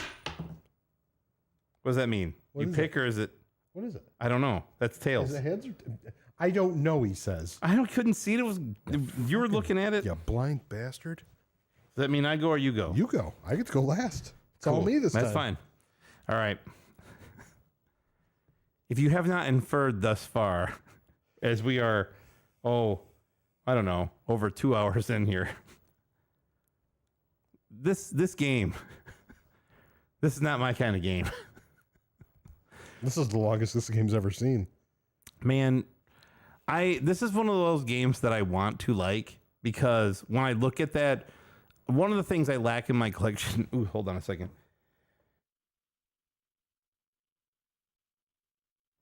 Sorry, I had a cough. You edit that out. Yeah. And One of the things I lack in my collection is a launch Sega Genesis console. And at this point, I don't want to get like a trashed one, and people want too much money for the decent ones. If I find a decent one, a decent price someday, I'll buy it. There was one at CCAG, and I thought, but they wanted too much money for it. And I'm like, that I'll wait. Those are going to come down when nobody wants them anymore. That box is always been super cool to me, right? The black grid box. It's got the Altered Beast like face on it. It's like kind of scary, right? Especially as a kid, you're like, oh, what the hell is this? yeah. And then you play the game, and you're like, nothing's as scary as this. I'm like, oh, what the hell is this? This is way worse. This game is slow, and I do not care for slow plotting games like that. Like, it's going to have to hold my attention more than just kicking a guy. It was just slow. And to what John was just talking about was one of the points I wanted to make. I was watching the review. If anybody ever watches Sega Lord X, he's not an apologist, but he definitely grew up as a Sega fan, Genesis guy, Saturn guy, all that stuff. And he wanted to talk in his video. He did a review of this on YouTube. And again, I really like his videos. But he wanted to talk about what this game was up against at the time. Like, Altered Beast came out and it was revolutionary. Not necessarily, I shouldn't say he oversold it like that, but it was like everything else, well, here's what it compared to on an NES. Bad dudes. No, it didn't. That's not what was out. Okay. When this game came out in April of 1989, okay, I'm going to give it a 3 to 6 month time frame, okay, because things are loose around then, and it's hard to say when things came out. The following games were available at the same time, or around the same time: Ghouls and Ghosts for the Sega Genesis, which was an amazing game that looked awesome, sounded awesome, played awesome, tough, but still Hard as fun shit. and cool looking and all that stuff. Ninja Gaiden was out. There's a nice beat 'em up style platformer, same kind of premise, except for it's more fun. And it was a faster pace, and you had more options. Mega Man 2 was out. So you can't sit here and I'm not trying to like argue, because I do. Robbie's saying he's the best YouTuber. I like Sega Lord X a great deal. I think he does a great job. Definitely a legit dude. But when he wanted to compare, I kind of took exception, because I'm like, no, man. I played games in 1989 and into early 1990. I didn't like this one because the other ones were so much better, right? And when I go back and look at it, it's a fun game, okay? Big sprites. You get to convert it into a scary looking thing. The weird clown tiger, I don't know what's going on there. The were tiger is weird, but the rest of them, like I said, the bear's kind of cool looking and whatever.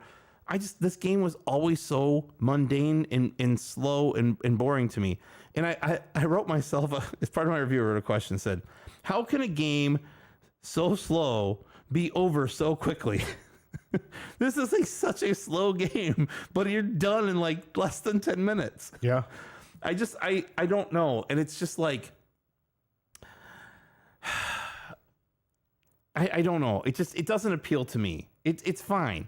And then, did you? Okay, music trivia question.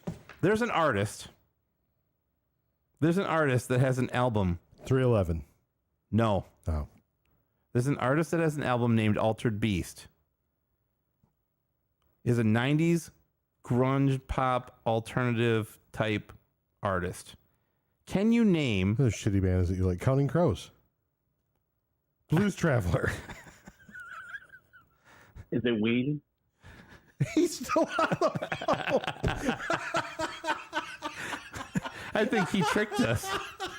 Holy shit. How did you do that? Did you do that on purpose? You played a sound and made it sound like you hung up and I turned my phone over. You tricked us. That was fucking You awesome. son of a bitch. You did it. That was amazing. Okay. John, how you Guys, doing, I gotta buddy? let you go. Welcome. I'm doing fine, but I gotta go. I'm sorry. We'll talk later. Okay, bye. Thank you, John. That was amazing. Okay. We literally had no idea he was on still. I'm going to tell you who it was. Oh, that was awesome. Matthew Sweet. That dude only had one good song. This is what I'm going to say. It wasn't even that good. It was just because of the anime on the video. I like this game as much as I like Matthew Sweet in the whole. I like the one song Matthew Sweet put out that everybody knows, Girlfriend, right? Yeah. Fine song. Yeah. The rest of it, it's not 100% fun. So you like the first level on Altered Beast, the rest of it not so much? I like the picture on the box art. that's the girlfriend of Altered Beast gameplay. I might have rated you high. What's your score? I'm teetering. I have a hard time wanting to agree with Sashimi Z, but I can't. It's 1.5. Wow. Yeah, I rated you really high. I thought you were going to go I was higher. teetering between a 2 and a 1.5, and I'm going to put it at 1.5 because this game is slow. This game is boring. I gave you a 3. That's way off. Yeah, I know. Wow. This game is slow and boring to me. Okay. It's not interesting. There's no replay value to me. Once you play it, you're like, all right, I guess I could go do the exact same thing again. Right. But it's just not an interesting, fun game. It had large sprites, but so did like whatever it was, Victory Road for fucking TurboGrafx or whatever it was. The game with the giant, Chinese kung fu guy. And I'm like, oh, that looks amazing. And then you played it and you're like, this is awful. It was awful. So this game, I won't say it is awful, but I don't care for it. I have 2 copies sitting right here. I have another loose one sitting around here somewhere. I got 17 copies, but I fucking hate it. I just don't enjoy playing it. I played it for the show. I played this version, played the Master System version, played the Famicom version. I watched a number of other versions like we'll talk about. I don't. The best part is the sound effects because they're bad. Right? Like that's to me, I just don't have the nostalgia for this game. I remember people having it. And I remember people having this game. We'd play it and be like, all right, we don't need to do that ever again. That's how it felt. You don't even, like, not even, Welcome to your doom. like, that doesn't even do anything for you, huh? It's fine. I like it. Power up. It doesn't make me want to go play the game. It makes me want to press that button. I never go, oh man, better go play the game so I can hear the guy go, Welcome to your doom. or I can work on my impression of it, which also sounds like, Welcome to your doom. I was actually trying to get you to go up to a 2.5, Power up. I won't do it. but I'm You just suck at it. No, I don't. I beat this game. Jay and I beat this game together. I don't suck at it. It's not hard. There's nothing difficult about this game. what Tyler say? He's talking about when you were rating up Mega Man. 90s look at Mega Man 2 and Ninja Gaiden and say, but look how big Altered Beast sprites are. Yeah, no. We beat this game. Did we not? Yeah, we did. We beat it together. I beat this game by myself. Not the Famicom version. We got pretty far, but we didn't get as far as John and that. We just kind of said, we were just like, okay, we're done here. That was not fun. I just don't enjoy this game. I think it is, I'll repeat myself and I'll be done. It is a slow game. It is boring. It lacks replay value. It has some pieces of interest like the sound effects, like the digitized voice. It has the cool transition. I think that's good, but I don't really enjoy it otherwise. And I love the whole idea of like Greek mythology, but like, why is there a Roman centurion running around in Greek mythology? It's just weird. And again, I'm not going to deconstruct or try and rationalize any of it. I just don't like it. What's that? We talk about Greek mythology. This makes me think of was it Orgasmo? you know Greek mythology. He's like, oh, you mean with like unicorns and shit? Right. Anyway. Anywho. What do you got, Jay? It's my turn? It's down to you, buddy. You're the last one. I'm not going to drag this shit out. Yeah? Yeah. I want us to like this game. The game looks, again, the Genesis version of this game looks great. It does. It looks almost as good as the arcade version does. That's not saying much. No, well, It's a lot of unfinished ideas, too. It's a lot of, well, we were going to do this, but we couldn't. Or we didn't really come up with a concept for the last guy, so we'll use it. It's a lot of, like, they cut a lot of corners on it, I feel like, time-wise. I don't know. Go ahead. It's your review, not mine. I'm sorry. John, I have Orgasmo on VHS. That's a great movie. Dibs. Stunt cock. Jay, what'd you guess your score would be? What did you guess your score was going to be? I guessed it'd be a 3. You want to think of that? Yeah. Oh, you got 4 pages to go. Okay. But, no, I think the port was... I thought the port was done very well for the Genesis. For the Master System was trash. Famicom sucked, but Famicom, once you got used to the hitbox for the characters, it wasn't as bad. There's an endearing charm that comes along with this game in an 8-bit format where you're like, they're not really even trying that hard. You know what I mean? Like, it's not like the No, because Genesis that was one. the thing. You got like aggro on it right out of the gate because you were walking up until the guy started punching you. Yeah, you didn't need to do Because that. when you play it, it appears you have to be that close, but it's like, no, you don't even have to be in punching range and you can start hitting them, which is funny. My score, it's a 2. I think I'm giving it high. I'm giving it a 2 just for the You have nostalgia. more fond memories of this game than I do, and that's why your score is higher. I will say. I don't. Yeah. At that point in my life, I liked the Genesis, but I wasn't interested in Altered Beast at all, or in the arcade even. I didn't have I any loved it interest. at the arcade. It was I'd love this game at That's the cool. arcade. I'm just saying that's why your score is Probably higher because now. I could beat it at the arcade. Nostalgia is driving the extra 0.5. I don't have that because I look at it and go, the box is the coolest part. The Genesis box, not even the box for the game, the box for the console. Oh yeah. That's the coolest part. Actually, I think I never paid attention to the Master System box until tonight. I think the Master System box is the best artwork. Of all the things, that's the coolest thing. Yes. I agree. Like that would be some shit like I would be all about like put it right over owning there. a framed version of that. We got to rotate. We got to order some stuff and put it Yes. over there. No, like don't put Altered Beast on it. Just the painting, just the paint, the artwork at the bottom half of the box. Yeah. I don't know, but It could be against on a black velvet. all right. Let's start talking about where to play this thing. Let's move. Let's get this party. Yeah, let's rolling. get this going. You're tired. Oh man, the list goes on. Okay, I'm gonna go through this pretty quickly because there are a lot of places this game has been ported to, unfortunately. Started in the arcade, wound up on the Genesis and Mega Drive. It was also on the Master System. We've talked about the Famicom version. There's a PC Engine version, which is also not that great. It's on the PC CD-ROM, like a PC Engine CD-ROM. I should not say PC CD-ROM. I'm sorry. On the PC Engine CD-ROM. There's a Tiger Electronics version of this game, which I imagine is comparable in both gameplay and quality to the Master System. Okay. Other than it's not in color, it's the black and white version of the Master System game. You can get as fucking nostalgic as you want. Tiger games are trash. They suck. Could you imagine having a Tiger version of Altered Beast? No. No. I've seen it. Trash. It's not much different. Anyway, it's on basically every micro PC you can think of. So the Amiga, Amstrad, Atari ST, Commodore 64, it was on DOS, MSX, ZX Spectrum. I saw some of the conversions, like the ports for like the Amstrad and the ZX Spectrum. Holy crap, were they bad. Really? They made the Master System look like, I was like, oh, it doesn't look that bad all of a sudden. They're rough. Why did the Master System, sorry, not to get off track, but why did the Master System version look like it was like a negative of the game? It's the color palettes and the capabilities, I think was what it was. They had a different color palette. It was limited, and that game had too much stuff.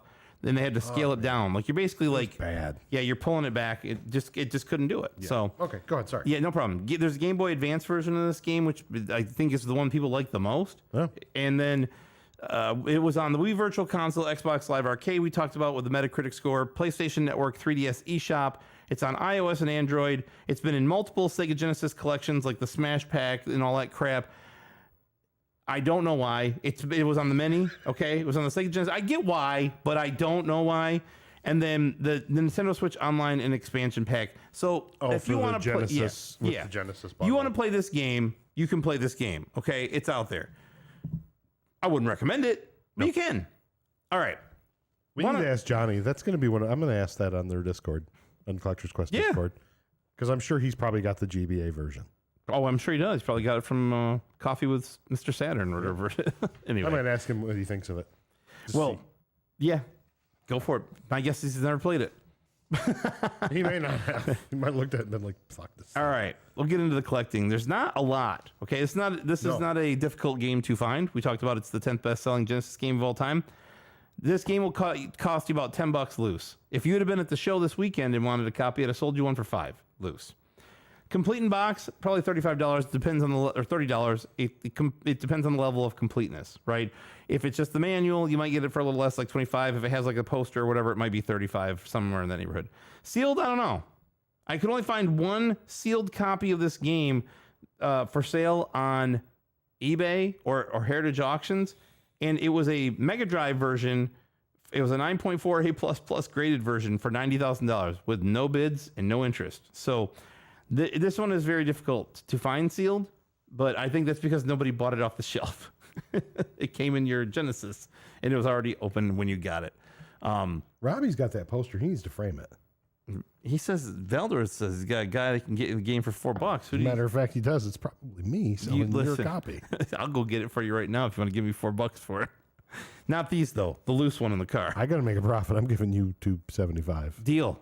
I have two. Why? Anyway, Sega Master System loose, about $10 as well. CIB's $20. It's worth it for the box alone. Like I said, if you like Master System stuff, it's cool to have. It's a Sega port. It's a first-party game. Sealed, one of these sold for the Master System in April for about $100. Again, there aren't a lot of these things floating around, as you'll see as I get to the graded stuff. There have been very, very few sales of this game sealed in any way. A 9.4 A+ Master System copy of this game sold for $2,280 last February 8th. Okay, right in the middle of Mania. Okay, that's still a lot more than I thought. It's too much. Okay, and then a 7.0 CIB Genesis version sold in August of 2019 for $94. I'll bet you it wouldn't sell for much more now. I would say this: you would have bought that, bitch. If that would have come up and I was on that auction, like if that happened last week, I'd have bought it for that much. I'd have been like, hell yeah, this game fucking sucks. It's CIB, it's $90. I'll buy it. I would. But yes, these things don't sell very often in the graded market. I don't know. They exist. I know they exist. I've seen people that have them. Nobody wants this. And no one, this does not have the cachet or the identity to things like Sonic, right? Sonic has that IP, whereas Altered Beast is like, yeah, it was a pack-in, but nobody gives a fuck. So with Keith Courage and Alpha Zones. You know what I mean? Nobody cares. So that's my take on that. But that's collecting. It's not a difficult game to find. It is not an expensive game to purchase. I would not suggest seeking it out or buying it. Anyway, go ahead.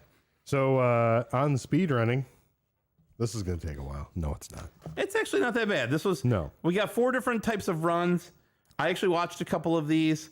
There are some interesting mechanics they use to do the runs, but it's all very basically straightforward. There's just some ways that they save time I think is interesting. So there's 59 runners total that did 143 runs. So somewhere in the middle of where we've, landed. Some have been much less, some have been much more. This one's probably somewhere in the middle. Yeah. So to beat the game solo, just go running through the game. It was beat by ZGZEEGEE. Yep. 6 minutes and 10 seconds. It was 6 minutes, 10 seconds, and like 84 milliseconds. I watched this for 840 milliseconds, whatever it was. Yeah. It's, how do I put this? It's no more exciting watching someone speedrun this game as it is playing this game. It's like just watching somebody else play Altered Beast, because you can only play the game as fast as it lets you because it scrolls itself, right? So you're basically just watching the game. The things that kind of dictate how a speed run, whether it's successful or not, is the boss fights. That's it. Yeah. You know where all the characters are. You run, you hit them. It's the same places every time. Then the boss fight, depending on how quickly you defeat them, that's what matters. Yeah. So go ahead. And then beating the game co-op. So they had Space Coast. I said Space Ghost. You know, Space Ghost Coast to Coast. Yes, Okay. It's a good show. it was. Okay. I love that show. So Space Coast Gaming and J-Rock. J to the ROC. Yeah, boy. Sorry. No, it's Jake It Rock? is Jake Rock. I actually watched this. I said J-Rock. These guys do this together a lot. They also did it at Games Done Quick, GDC or GDQ, whatever it is. But they call themselves Space Rock, which I thought you would appreciate. Yeah, that's pretty cool. Yeah, and isn't it a Clutch reference, right? Isn't Space Rock? Isn't it Space Grass. is the Space song. Grass? Okay, isn't there? Is Space Rock the Shorts beer? Isn't there a Space Rock beer? Yeah, I think so. So anyway, seemed like two good guys. The cool part about this was they would both convert into the altered beast at the same time. So they go time it out. That they would both get the second whatever the hell power up that you need. I can't remember the name of it now. The pink orb? No, the regular blue ones. Okay. They would get them to the exact same frame, and that they would only play the altered beast cutscene once. So that's how they would. That's the way one of the that ways would you would shave shave some time. of the time. Yes. So I thought that was It interesting. made sense. Yeah. How long did that take for them to co-op defeat this game? 5 minutes and 57 seconds. Yep. Just a shade under 6. Just a shade under a decade. Yep. All right. And then 2 loops. So basically, you run through the first game, and then it'll automatically, when you go to the credits, you can start it back up again. Yep. With that one, again, it was ZEEGEE Yep. for 14 minutes and 22 seconds. Correct. Needs to get better at that. The credits are going to hold him back on that, though. I'm sure that's why. I think he probably did it 6 minutes and 10 seconds twice, and then he added a minute and 2 seconds for credits. Yep. Yeah, go That's ahead. probably. And then no orb run. So apparently, yes, you can get to the Yeah. bosses and fight them without the orbs. Was again ZG. I'm not doing it again. 20 minutes and 59 seconds. Yep. So he beat the game without the power-ups. Yeah. And it took him almost 3.5 times longer. Well, yeah, if you have to run through, because didn't you say it's like the third try? I think it's something like that. So we'll do that after the show. But yeah, but that would take exponentially more. Yep. So Yep. there you go, speed running. All That's that it. info comes from speedrun.com, and yep, that's a little bit about it. So, Jay, I think we got our shit together here finally. Ever since you've been in charge of the scheduling, it's gone pretty good, except for when I muck it all up. Yeah, no shit. Keep rescheduling people. So, Yeah, I got our schedule for like August know. into September. you did it. I couldn't do it. Nobody listens to me is why. We can talk about all our They're shows coming scared up. of you, man. They look at me, they're like, fuck you, I'll come on whenever I want, bitch. And I'm like, yeah, no, okay. Anyway, so why don't you talk a little bit about our next episode and what we should expect? So the next episode we're gonna do. You got me off now. Oh, we're gonna do Thursday again because you're going to be tied up. So I'm going to be out of town Yes. from the 8th to the 11th. I'm going to come back on the 11th, and we're going to do the show on Thursday, August 11th. And so you'll be the tired one like I am tonight. correct, I will, although we'll be home earlier than you, I believe. Oh, okay. We're going to have a special guest, We are. not in studio unless there's something I don't know. I'm pretty sure he's just going to be calling, or we're going to be calling him. So, But who's or we going can Discord him in either way. to be joining us? The one and only Mr. Michael Cheramonte, aka Clearvis. Yep. I'm pretty excited about that. Yeah, me too. So, and he picked the game. We try to have the guest pick if they want to. If they don't want to, we can pick for them, or we'll pick. Ninja Gaiden 3. Yeah. So, but Michael picked Castlevania Dracula X for the Super Nintendo. That's going to be on Thursday, the 11th, still at 9 p.m. for us. So, I believe Michael's out west, though. So No, he's in New York. Oh, yeah, that's right. He's out east. I'm thinking of Johnny. Yeah, that's right. Johnny's out west. Yes, right. But yeah, this is part of the reason I was like looking at that copy at CCAG going, When are you guys getting a girl guest? You know, no shit. we had one on. It was Matteo. Ouch. Got him. You know what? I was thinking about this actually. I know a girl guest we should have on, actually. Probably the same one you're thinking Yeah, it's of. exactly the same one. She's pretty fucking cool. And she's pretty fucking close. Yeah, and she knows video games pretty well. Probably way better than I do. I guarantee I she know knows way better you than do. I do. We'll talk to her. Okay. Maybe we'll get both of them on. We'll have a girl guest, Tyler. Don't worry. When are you going to have a girl guest on? Yeah. Tyler, And Cat doesn't count. That was before all that. When are we going to be on your show? Oh, Got him. Never. no, they're never going to have us on. Anyway, So different shows. yes, But that's exciting. they have a Clear great was show on. though. I love their show. Clear's a big supporter of the show. Listens. Super smart guy. At least it seems like it on the surface. I don't know him that well. I'll find out. I get a feeling he's pretty smart. Yeah. Well, I'm just going to get. I'm going to coming guess. on with us, I have to question his I'm gonna judgment. guess. But whatever. yes, we are. We're excited to have we're excited to have Mr. Chermonti on. So Jay, So where can the people listening to us now find us? all right, Asa, this is for you, buddy. So we have a link tree. It's linkter.ee / lost joystick. Jesus. No, Yeah, that's what you wrote. So go fuck yourself. it is that. You're right. Okay. Yeah. So, then we got our social media, of course. If you don't want to go to the linkter.ee. Or if you want to enter the contest by sending us your favorite Sega Genesis game, and you can make it up if you don't like them. We don't even care. Yeah, you can go to your You can lie to Instagram page. us. We're cool. Our Instagram page is Lost Joystick, of course. That's also our Twitter. You guys that are probably listening are on. And then Valdor's enjoying your link tree. good. I'm happy. As somebody always. likes it. And then Facebook and Twitch is Lost Joystick Network. And of course, we have our email address, info@lostjoysticknetwork.com. And with that, So we I had mean- 70 episodes. Who had 70 he's episodes? talking about 70 episodes before Cat left. So it counts, apparently. Was he on when she was on? I didn't start listening until probably about a year ago, so Yeah. I'm kind of behind. Yeah. But still, that's not having a guest. That was a host. Could you imagine the reaction if we had a girl on? Oh, shit! Ah! Mom! It's still my favorite. It's the best. It's the best.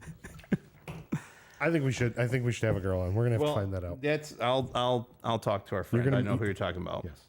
You know, and actually, you know what's funny? As we get to the very end of the show, I'll bring up one more thing. I met a person at CCAG, Dana, who is in the video music industry, the wife of a guy who bought a bunch of Japanese games. He knows how to speak Japanese. He bought a bunch of the Super Famicom games, and he introduced me to his wife and their child.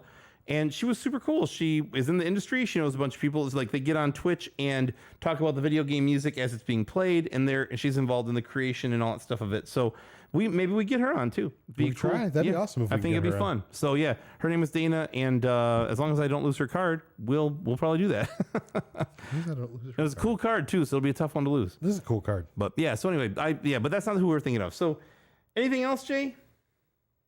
Nope. Well, Remember, guys, we're going to be on Thursday again next week, or in 2 weeks, with that, on the 11th with Mr. Chermonti.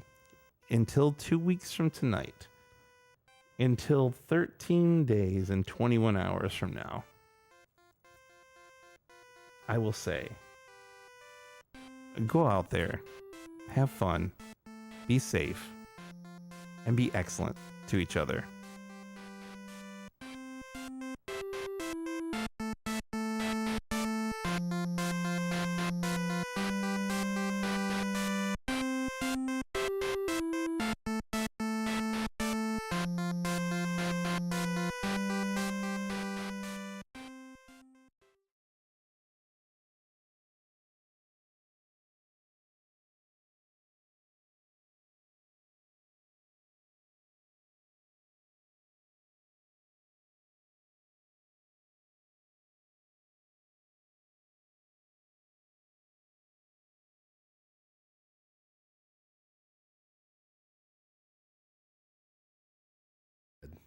All right, we stopped recording. That ought to hold the little SOBs.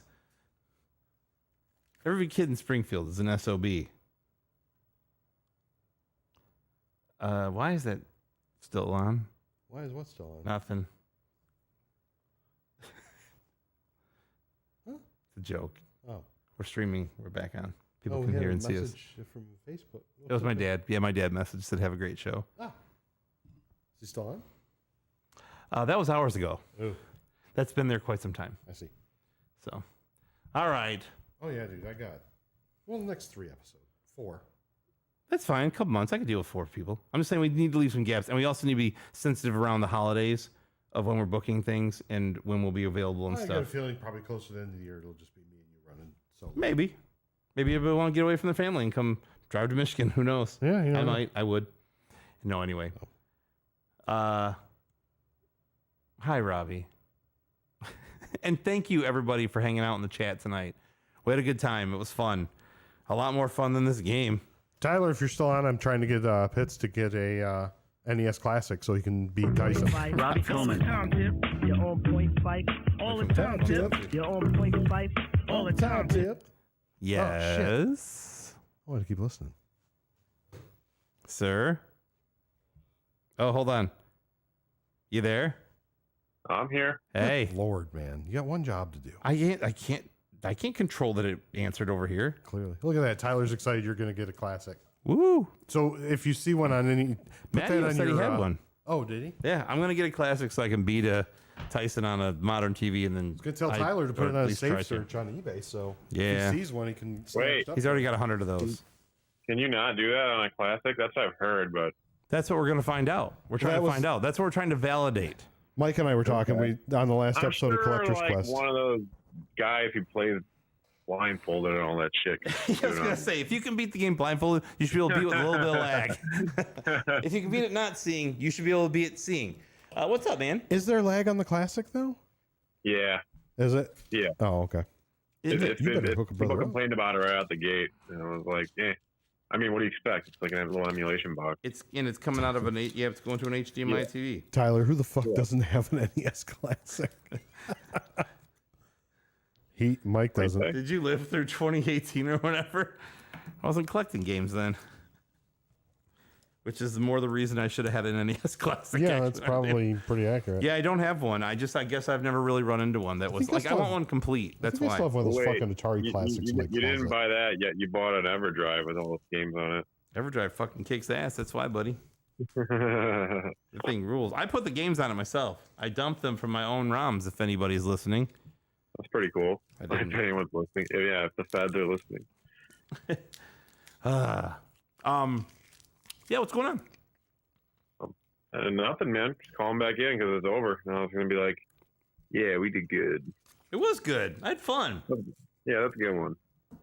I like the contrast. It wasn't like last one where it was like, yeah, this game rules. Yeah, this game's awesome. Yeah, this game rules.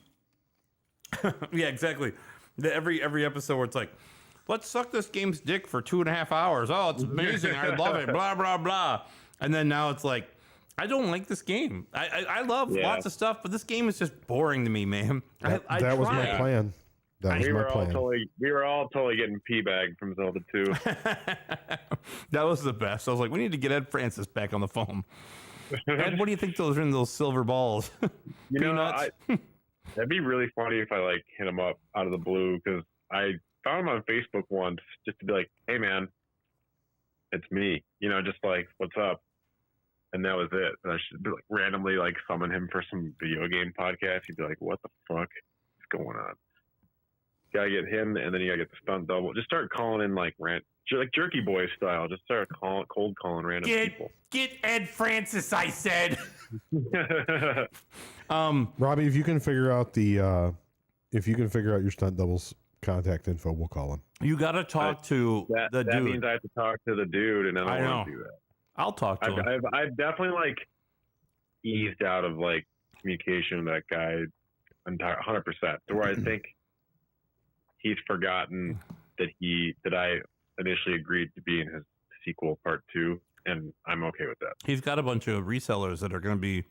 Yeah, he's probably got all these like popular YouTube guys to fill the slots anyway, and he's gonna probably give me the shaft or make up some excuse or just never follow up with me anyway. So. I'm interested in seeing what these resellers do when games aren't worth a bunch of money all of a sudden.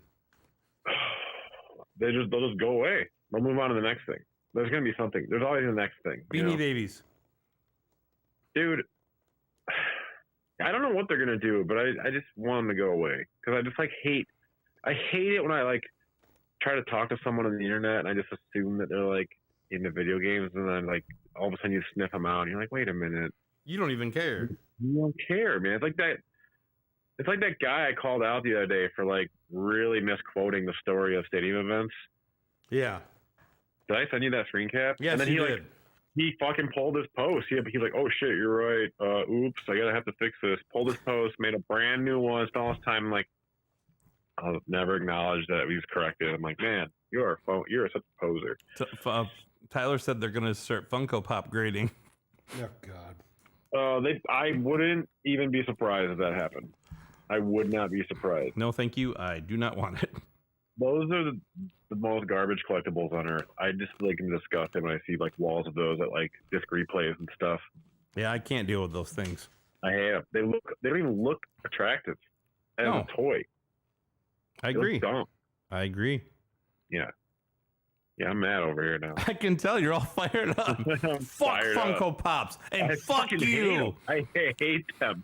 I had to like flip one once online. I found at a thrift store. I just like, ugh, I hate taking pictures of it. It's like an Amy Winehouse Funko Pop. I was like, this is so dumb. Tyler says it's a real thing and that Wada's parent company just announced it. That's CGC now, right? No way, really? Oh, I believe Wow. it. Why not? Yeah. Why wouldn't like, you? What have we not decided to encase in acrylic yet? Altered Let's Beast. do Pez dispensers. Do that. I'm sure VGA would grade them if you let them. Yeah, probably would. Or else, what's another big flash in the pan? Grade some Pogs. I could see that. I heard they're back in Elf form. Yeah. or Elf's back in Pog form. Whatever. Whichever's funnier. Dude, we should talk about Elf.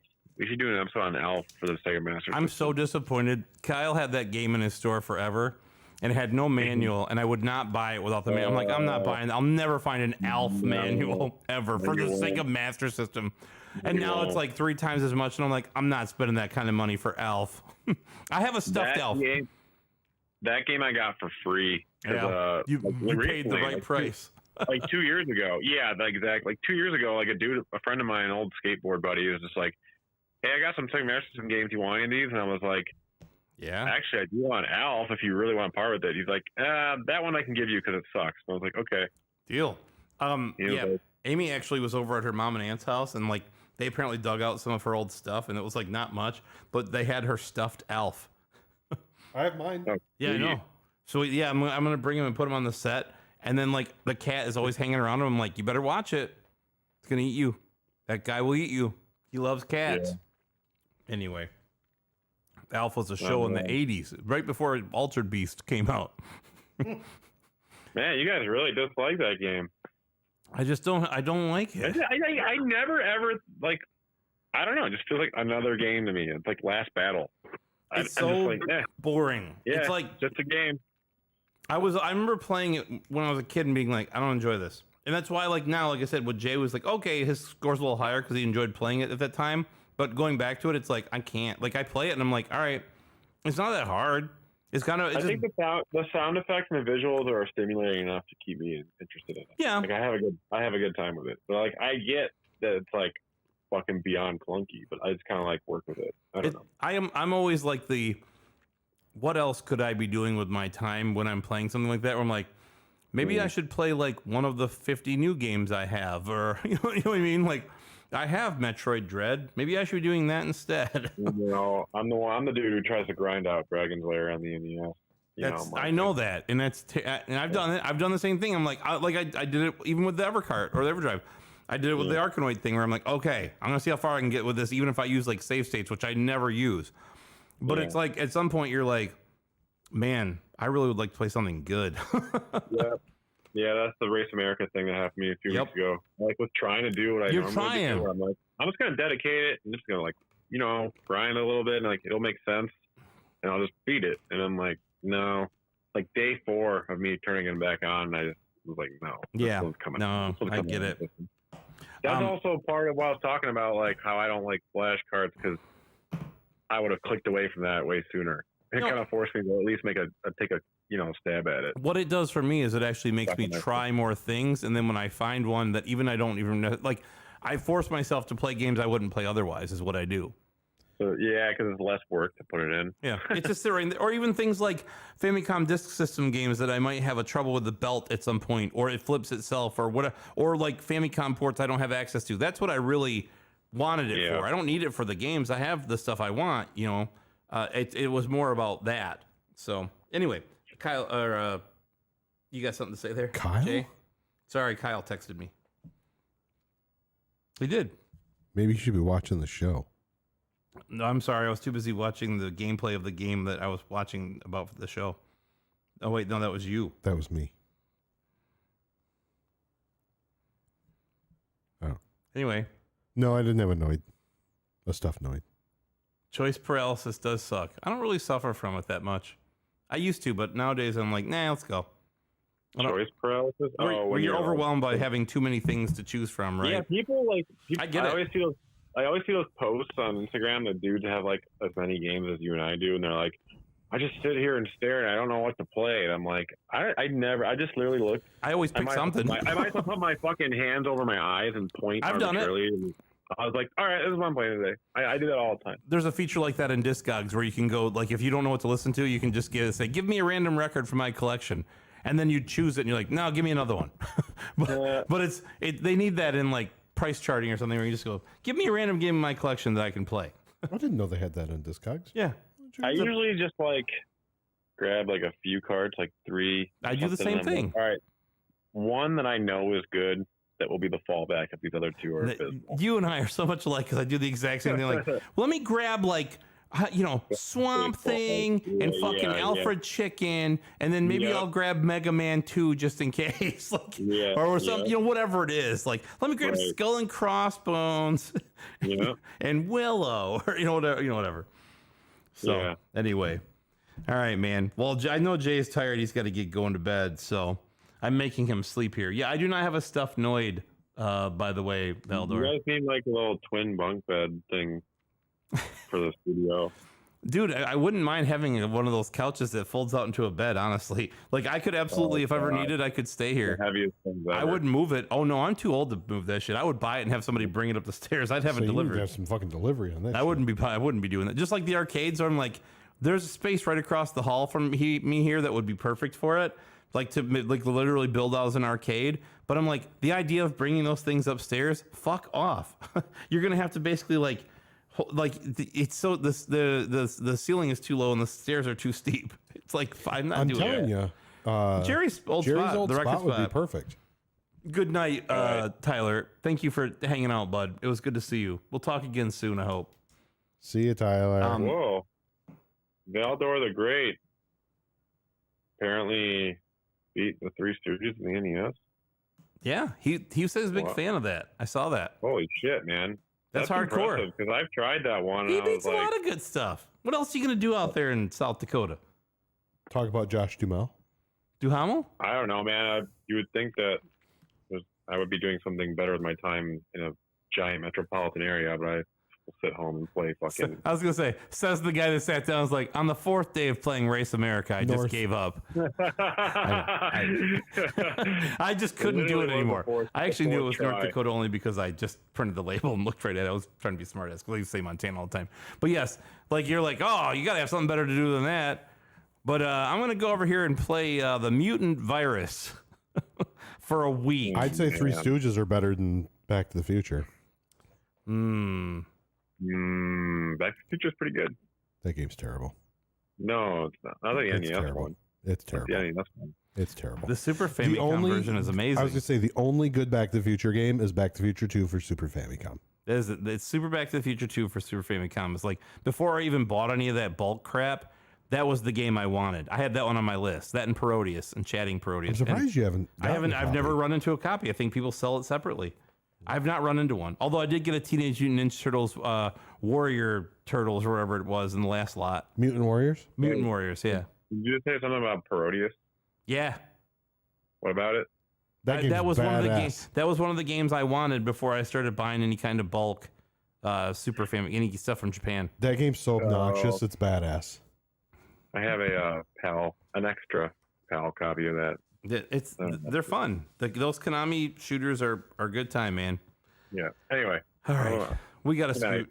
All right. Good night, sir. Yeah. Good to talk to you again. See you, Robbie. Johnny. John says he loves Three Stooges. Well, that makes 2 of you in the chat, at least that I know of. All right. We're out of here. Thank you for hanging out.